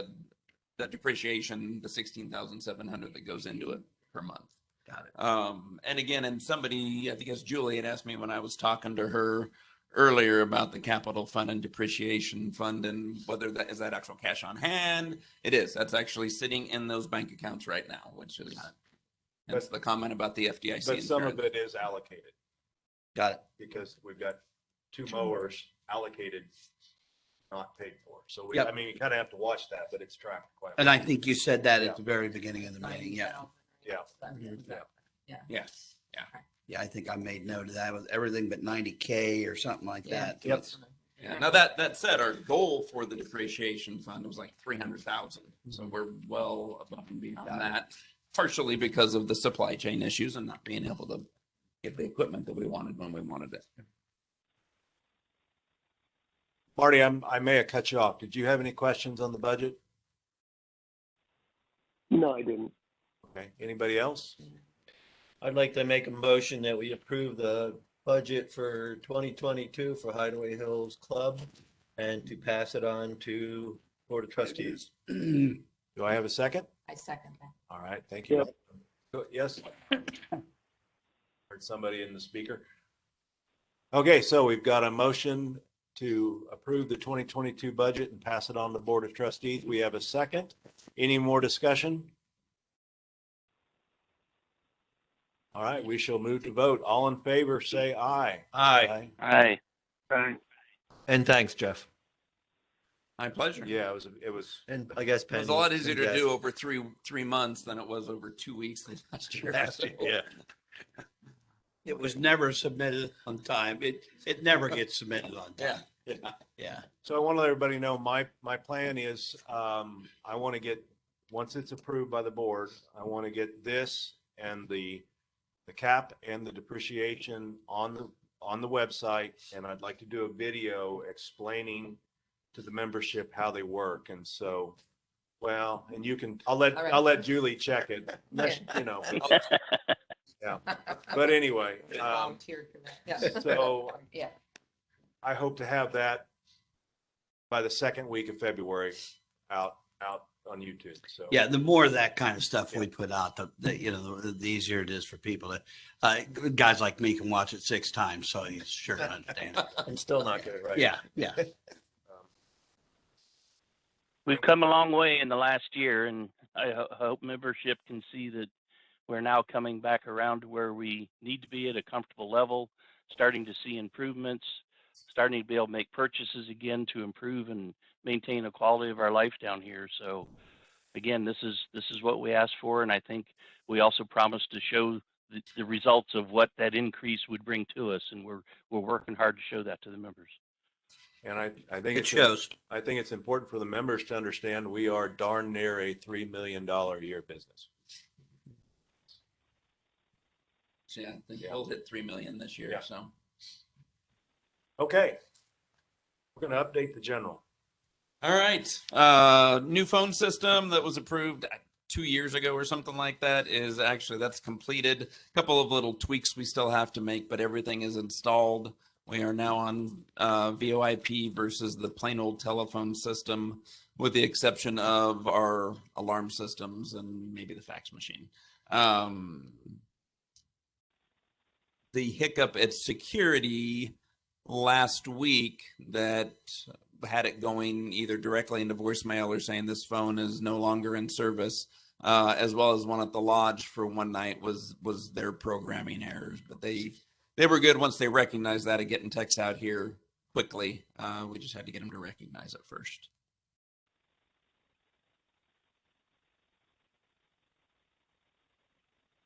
Have not bought the cell phone. Yeah, we're gonna just as backup for security because those are the emergency lines. We do actually have some members that will call security before they call 911 or have security call 911 for them.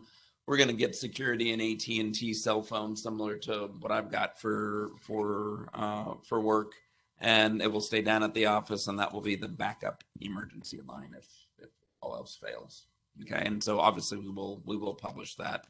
But we want to reserve that for emergencies and or if the phone system were to go down.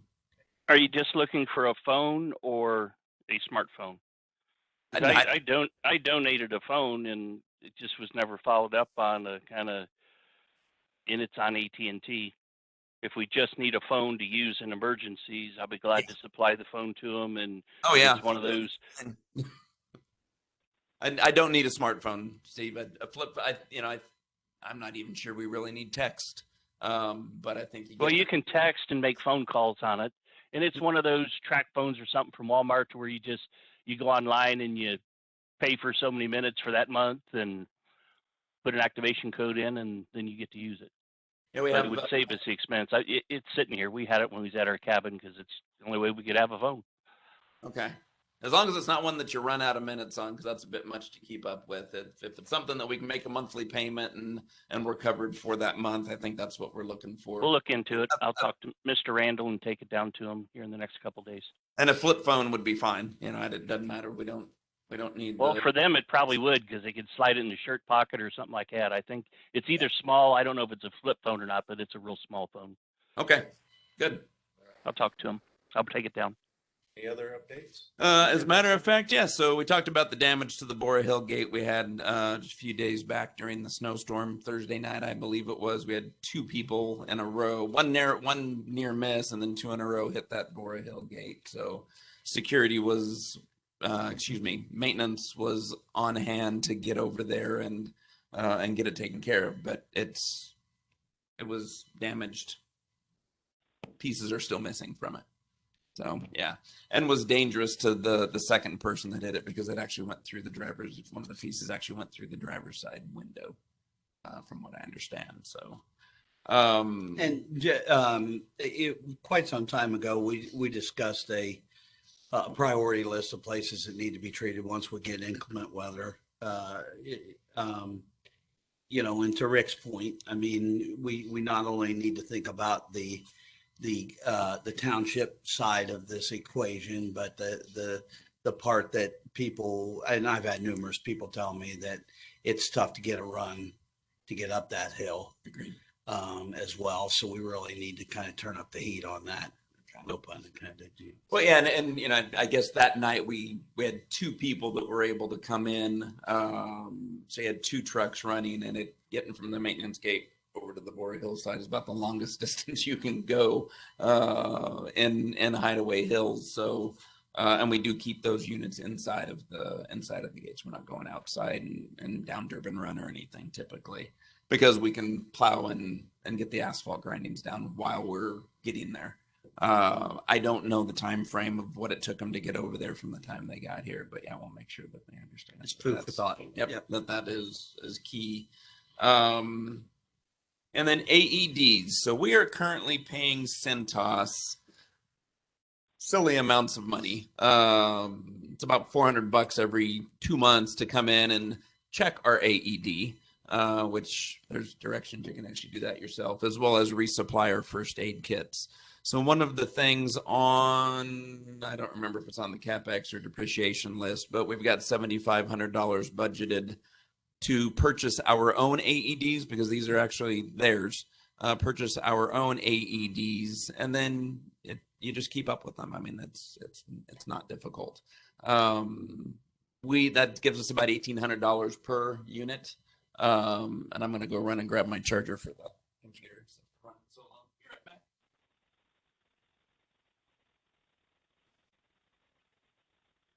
Be right back. Real quick during commercial break. For membership, just for them to know, in our capital budget, we budgeted $66,300 for the RFID gates or system and tags, and approving the 57,000 and looking at 1,000 tags, we're at 65,790. So we're within capital budget of this project at this point. Okay. Scary, isn't it? Okay. Anyway, and Steve, I'd sent you an email because I know you deal with this type of thing too. I'm accustomed to Phillips Heart Start, but that's just was the American Heart Association standard when I was teaching CPR. Do you have a favorite brand? No, and I think it would be worthy to look. I'm in agreement with you on that. Sorry about that. I'm in agreement with you on that. They offer something that's unique, so only so they can sell more, I believe. The actual pads that you use, if you have to use it on a person, that you apply to their skin. The nice thing about theirs, when you buy theirs, you also get a battery with the patches. I think the battery pack, it's either 2 or 3 years, but when you order one, you get both. So that's huge, because some of these batteries can run $300 and $400. Right. If you get the wrong model, if you get something that's professional level and still where we're at. Probably the biggest thing we want to make sure is, only to make sure they're operating right, we want to make sure that there's at least one that we can either hook up through a computer system or have somebody come in and just make sure and calibrate it once a year. While it's not going to hurt anything, we want to make sure that it does work. And there would be nothing worse than having an AED need it and then not have it function right. So we want to make sure wherever we go that we have some sort of way of, plugging it in to where they can check and do a diagnostics on it and things like that. Okay. Centos has always been kind of a good deal, but yeah, we pay way too much for Band-Aids from Centos. Yeah, and that's the other intent, is getting rid of them. We can go to Walmart and buy boxes of Band-Aids and bee sting sticks and things like that and save ourselves hundreds, if not thousands of dollars a year. Correct. And that all is not under any kind of contract. That's on a month to month, if you will. It's our kitchen rags are on a contract that goes another couple of years. It was a 5-year contract originally, but this is not, so we can get out of this at any time. It's just been waiting for the timing to get the money, get it budgeted, and now both have come to fruition. So I'd like to move on that sooner rather than later. Steve Zoll, Zoll, which is my second favorite brand, actually has through Grainger and Avendra for about $1,600 a piece. We can get them with a 5-year maintenance program doing exactly what you're talking about. So that might be the easy button, so that you make sure that somebody is coming in, that is qualified, is coming out once a year and doing the calibrating. And then when we go along with that, then we also have to make sure that we have training lined up too, Yes. Yes, yeah. which is something I think we need to come back around on anyways, is because it's been a couple of years on our first aid. So throw our first aid CPR back in for all employees. And I don't remember if we did the last time or not, but I think if we do a CPR AED course, and I know that the chief down at Hocking, on the Hocking County side of it, I think he volunteered for us to come in and do the training with that. And I think if we could show maybe an interest even from the public, if they would want to come in and do the CPR AED training, maybe we could have 2 or 3 sessions and open it up to some of our members too, because the AEDs are carefully placed around different places. And if we have plenty of trained people, it's going to be that much better if we save somebody's life. Yeah, and I did, when I talked to Scott Brooker a few months ago with Hocking County, he had said that they'd love nothing more than to have residents attend also. Now that does include includes one for the fitness center. Okay, so it's replacement of 3 probably 5-year-old units that need to go anyway that we're essentially renting, and then purchasing one new. So I guess what I would like, and I suppose I should have put this under request for expenditure, but is approval to spend up to that $7,500 to purchase 4 AEDs and then happily fire CentOS sometime before March 4th. Huh. Hey, I just forwarded a quote on that we bought some back in July of last year, a company that I work for. So we bought 5 of them. And with everything else, it was like, $6,600. So these were the Hartsign 350P. Is that what you guys were looking at? Got a carrying case and an 8-year warranty. Vehicle sticker. Oh no, the two that we looked at. Kit. Philips is the brand, and Heartstart is the model, and then Zoll is the other brand that you can purchase the 5-year maintenance program, or that the maintenance program is included at the higher price, which is about $1,800 a pop. And that is, I don't remember the model of that one. It's like letters and numbers. It's not something simple like Heartstart. And those are the only 2 at all that I'm familiar with, Marty. Okay. Yeah, I just sent it on for comparison because the base price was $895. Okay. It's difference of battery life. It's just the features of them, whether it has a memory in it. So when the EMS gets there, they actually can pull a memory out and see what the heart rhythm actually was. I mean, there's a lot of different, I guess, bells and whistles you can add into them. And that's why I think, your approach is right. Let's get the money approved, and then let's look hard at it. What's going to be best for us. I'd also suggest a case.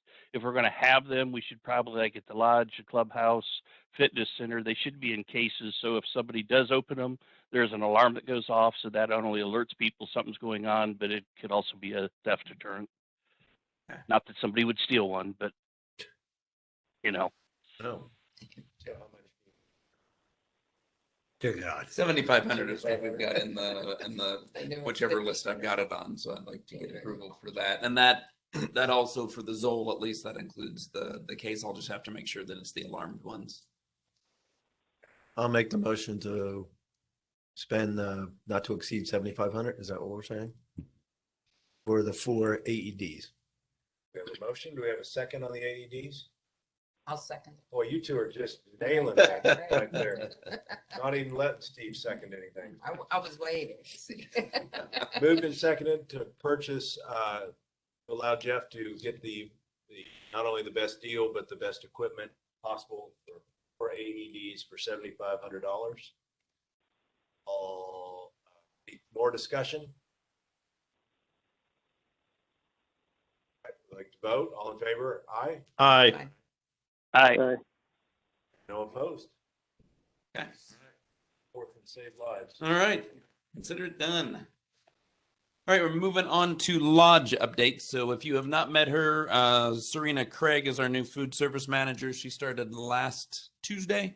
Made some friends already at Hideaway Hills, so it's a good thing. And JJ had the chance to work with her on Saturday. Which was a pretty busy day. She did great. She really did. She jumped in. She greeted people. She worked some tables when we were flushed with a nice crowd. It was a very nice crowd. And I've gotten a lot of positive feedback on the staff. They're just saying it's not that the other staff was bad. They just said that the new staff here seems like they hit the ground running. And they are all experienced. I was here and Saturday? I thought things went well. Yeah. Good.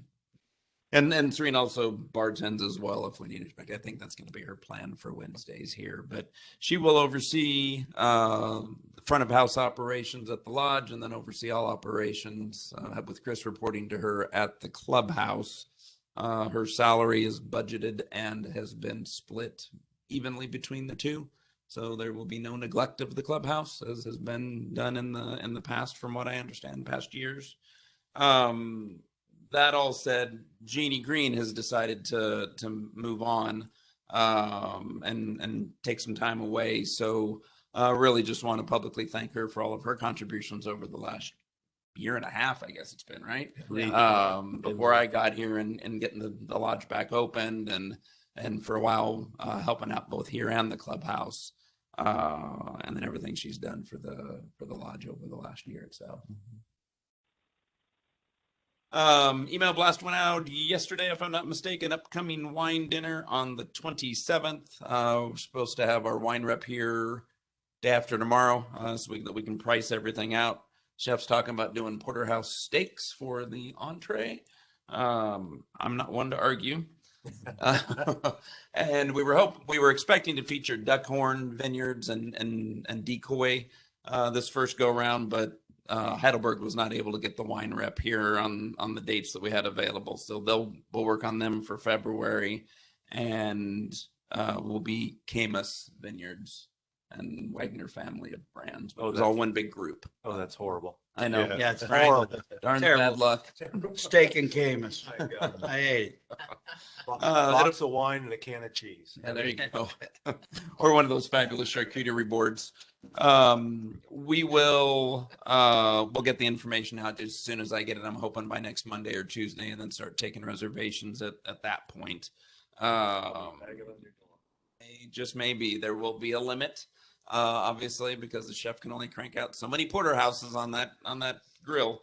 Plus we want to make it a great experience for everybody, because it's probably going to be $60-65 a head. Okay. The lodge will still be open besides that. We'll just have the seating similar to what we did for the wine and appetizer event, the seating back toward the brewery reserved for the event itself. 4-course menu prefix, not choice of 3, but here's your appetizer, here's your salad, here's your entree, here's your dessert type of thing. Perhaps a fish option on the entree, but that would be about the only options that we would offer. And other than that, should be a great time. The wine and appetizer event went very well last month, and we're looking forward to this doing the same thing. And after I leave, Serena promises she will continue these types of things, because they're huge money makers for the lodge. Okay, and people like getting together for this kind of thing. So, Oh yeah. Okay. And then bear with me. Stephen Marty, pretty sure I sent you these. These were not upside down, I believe. Clubhouse and lodge year-to-date financials through end of November, because the CPA firm has not finished with December yet. That's usually around the 20th to the 25th of the month. So last year at the lodge, since that's what we're on right now,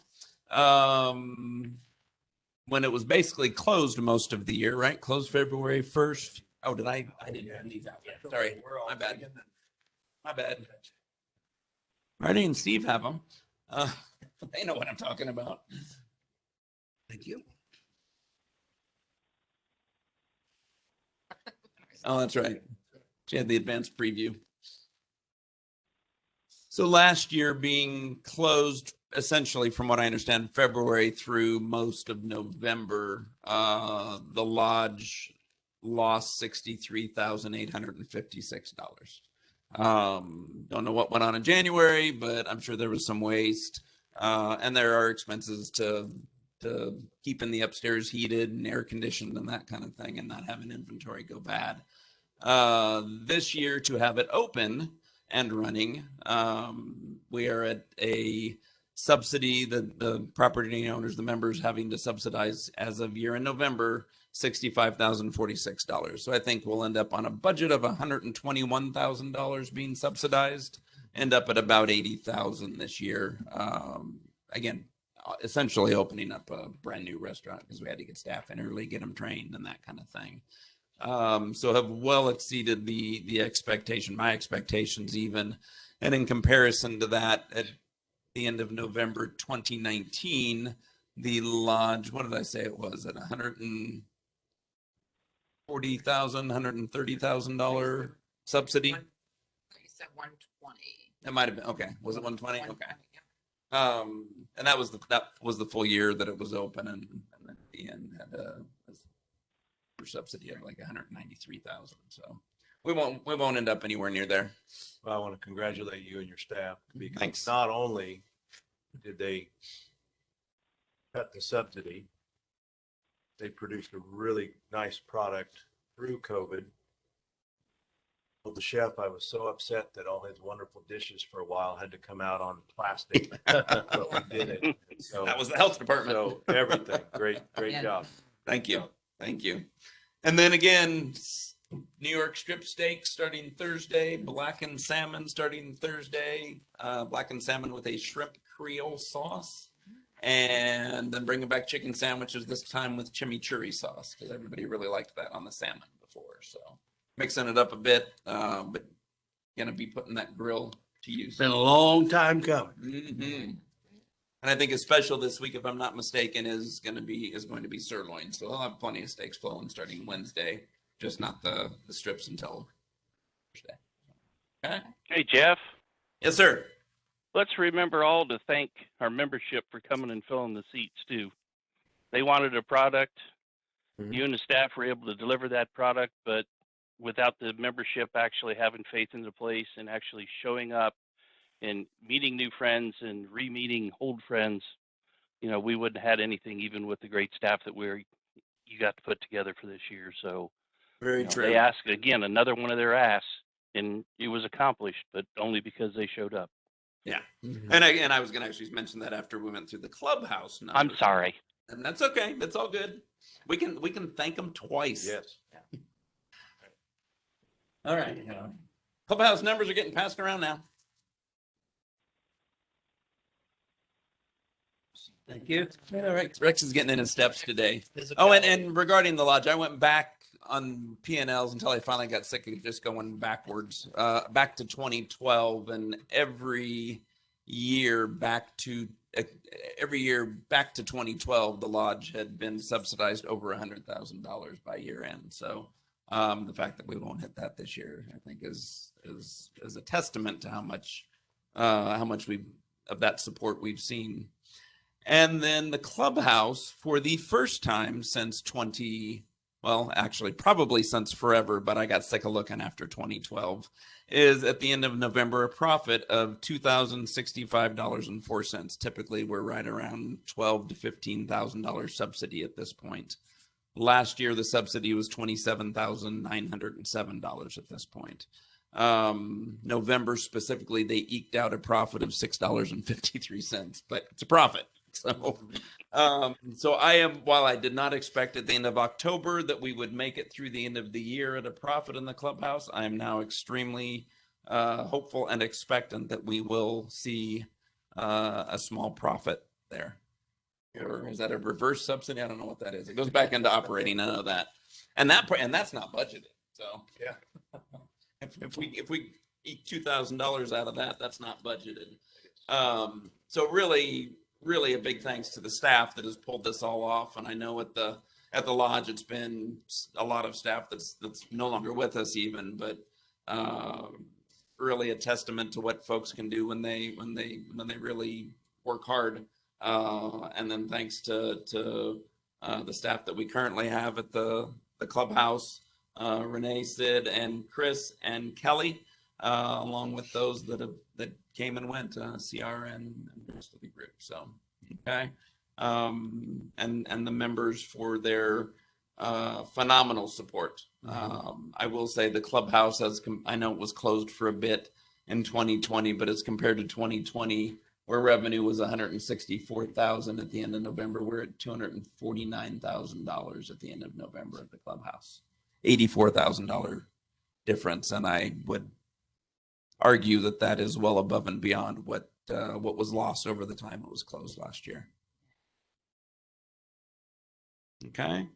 And then final thing on the clubhouse, change in hours. We're just because of staffing and people's availability. Currently, we're looking at Sundays closed, Mondays 3 to 8, because I've only got an afternoon evening person available that day. And then Tuesday through Saturday will be 10 a.m. to 8 p.m. Oh, email blast went out on that today. Hopefully we saw a big showing for Taco Tuesday.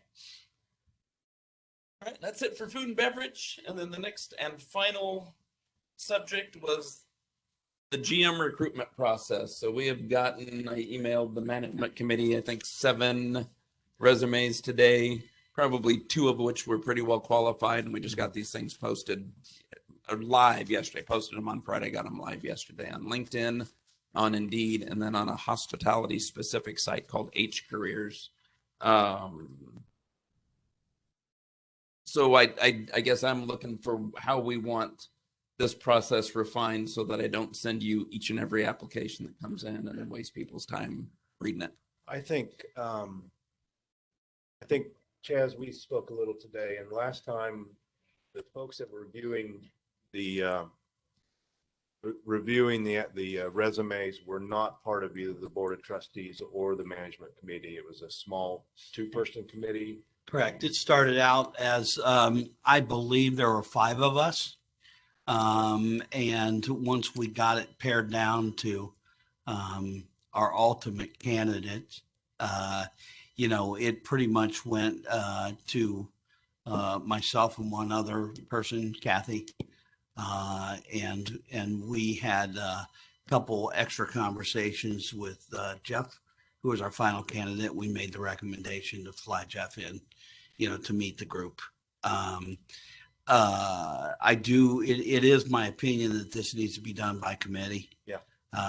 Eric Boysko was kind enough to reach out into our directory of talents here in Hideaway to see if we had anybody whose core competence or, experiences in this field. He sent word back to us, I believe it was yesterday. Really haven't had a chance to sink my teeth into it. The other thing too was we were kind of waiting on you and Jim to transition.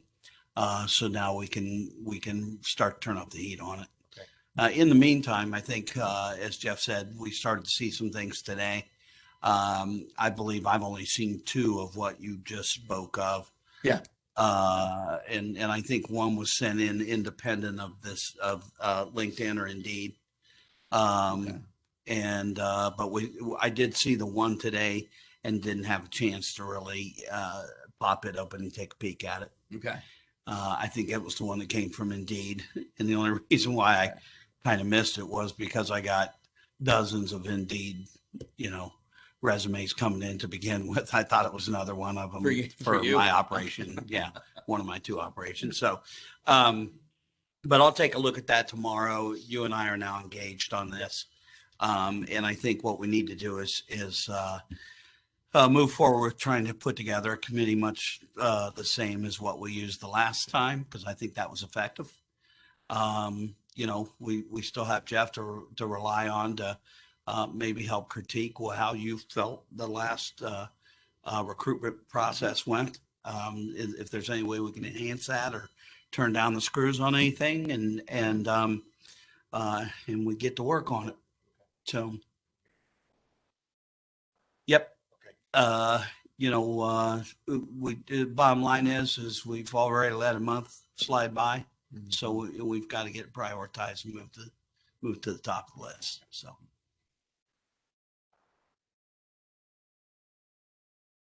Now, why don't you just send any of the other to Chaz and I, Okay. and we'll categorize them and then get the committee together to be working. And I'll bounce the 7 of them or whatever that I didn't include you on to you tomorrow morning. Okay.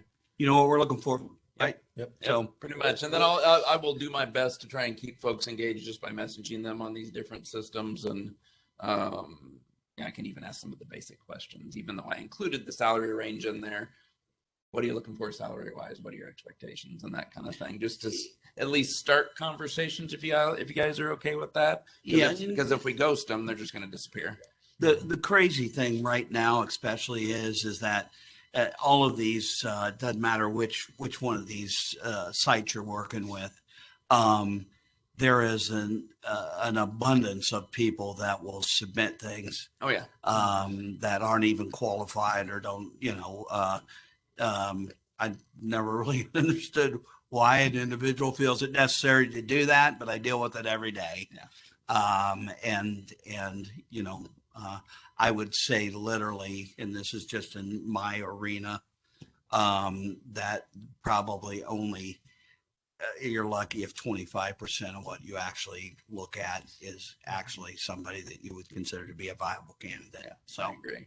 And the good news is, at least with H careers, is you're getting those with the hospitality background, and people are just looking to get out of that these days. Yep.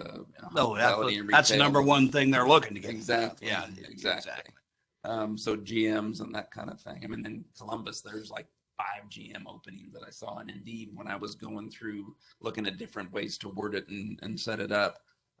Big hotel GM opening. So it is, you've never seen anything like it.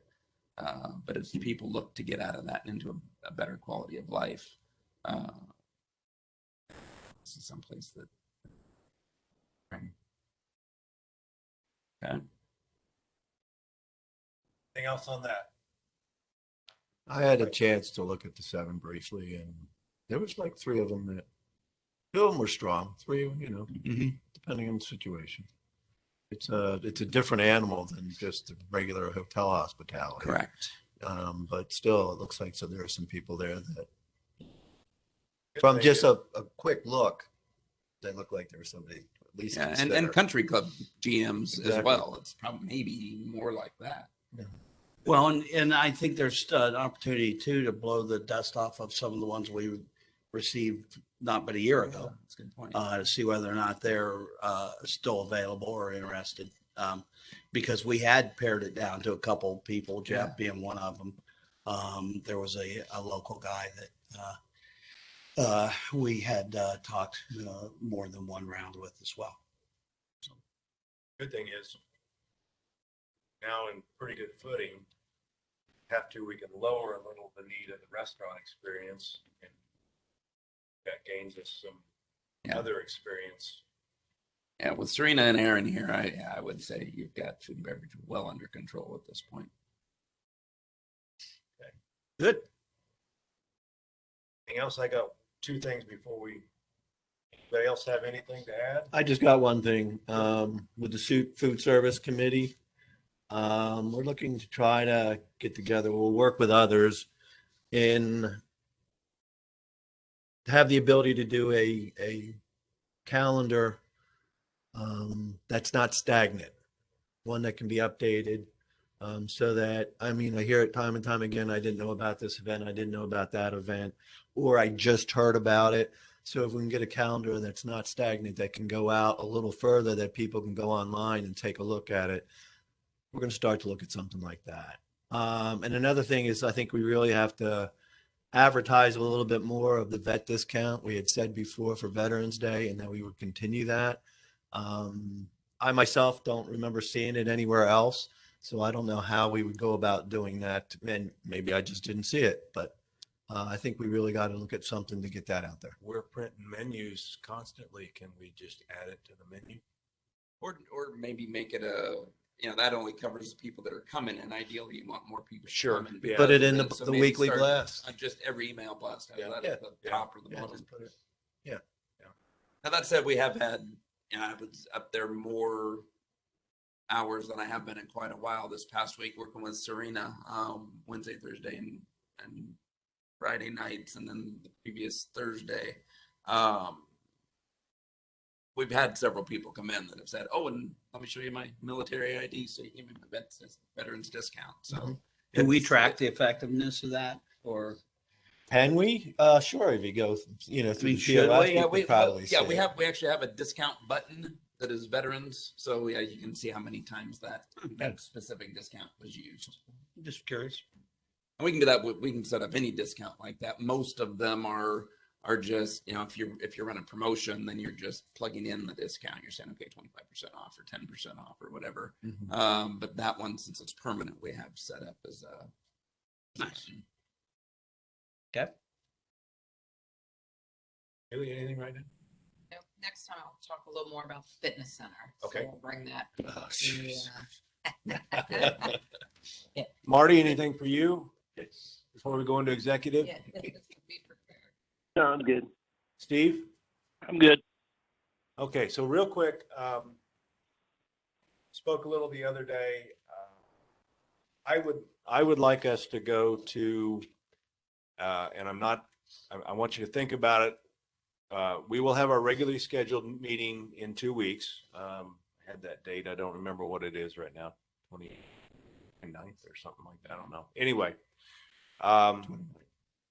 at that meeting, I'd like you all to think about, and we will discuss, I would like to move to one official meeting per month, the first Tuesday, and then hold the fourth Tuesday if we need a work day, or a special.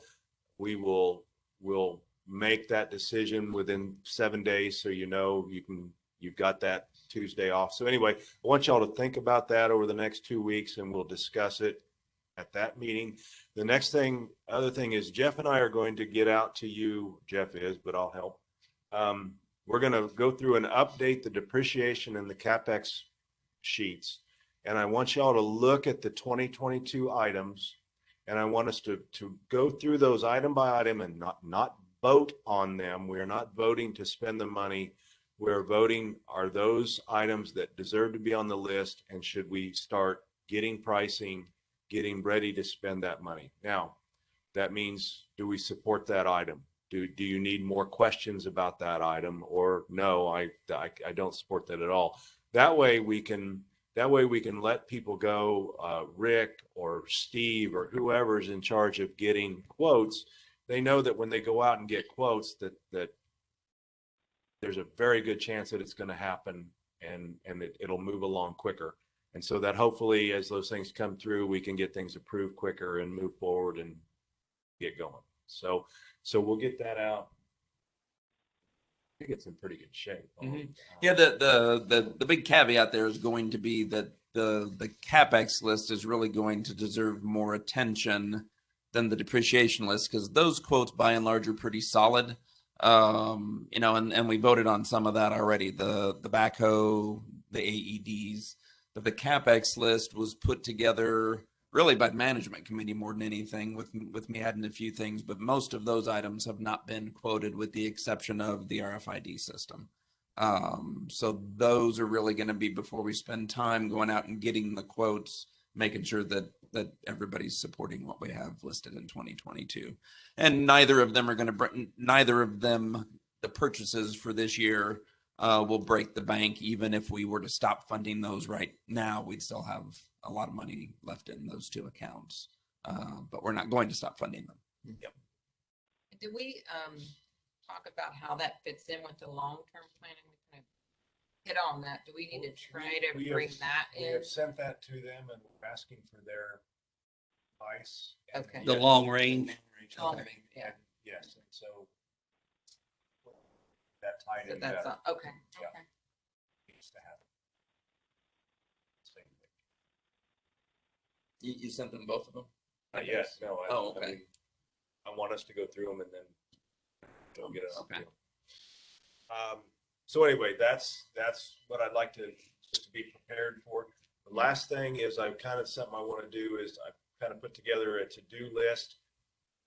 Just things that everybody said that they would do during the meeting. And Steve, and just so you know, Steve, if you remember, you had check on golf course chemicals and the liquids and figure out what we need to purchase there.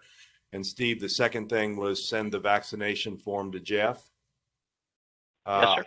I need to publish the budget, the CapEx and depreciation, and produce a YouTube once it's approved. Jeff, you're going to schedule first. You need to get us sometime schedule first aid and CPR training for staff. Correct. Sometime down the line.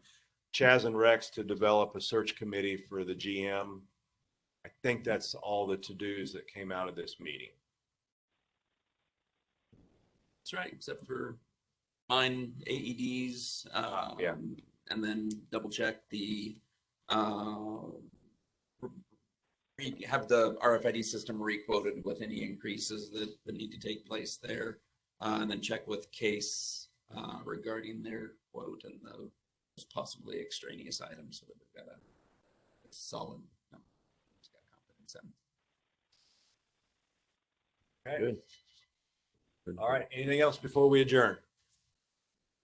Holy crap, get fired. Okay, I will adjourn this and we will go to executive session. Folks online, if you can click off, or we'll have to do it for you.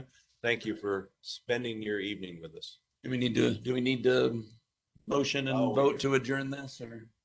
Probably should. Do I have a motion? A motion to adjourn. There we go. Second. We flip flop. There you go. All in favor to adjourn, say Aye. aye. Right. That was quick. We're adjourned. All right, going into executive session. I am stopping recording now.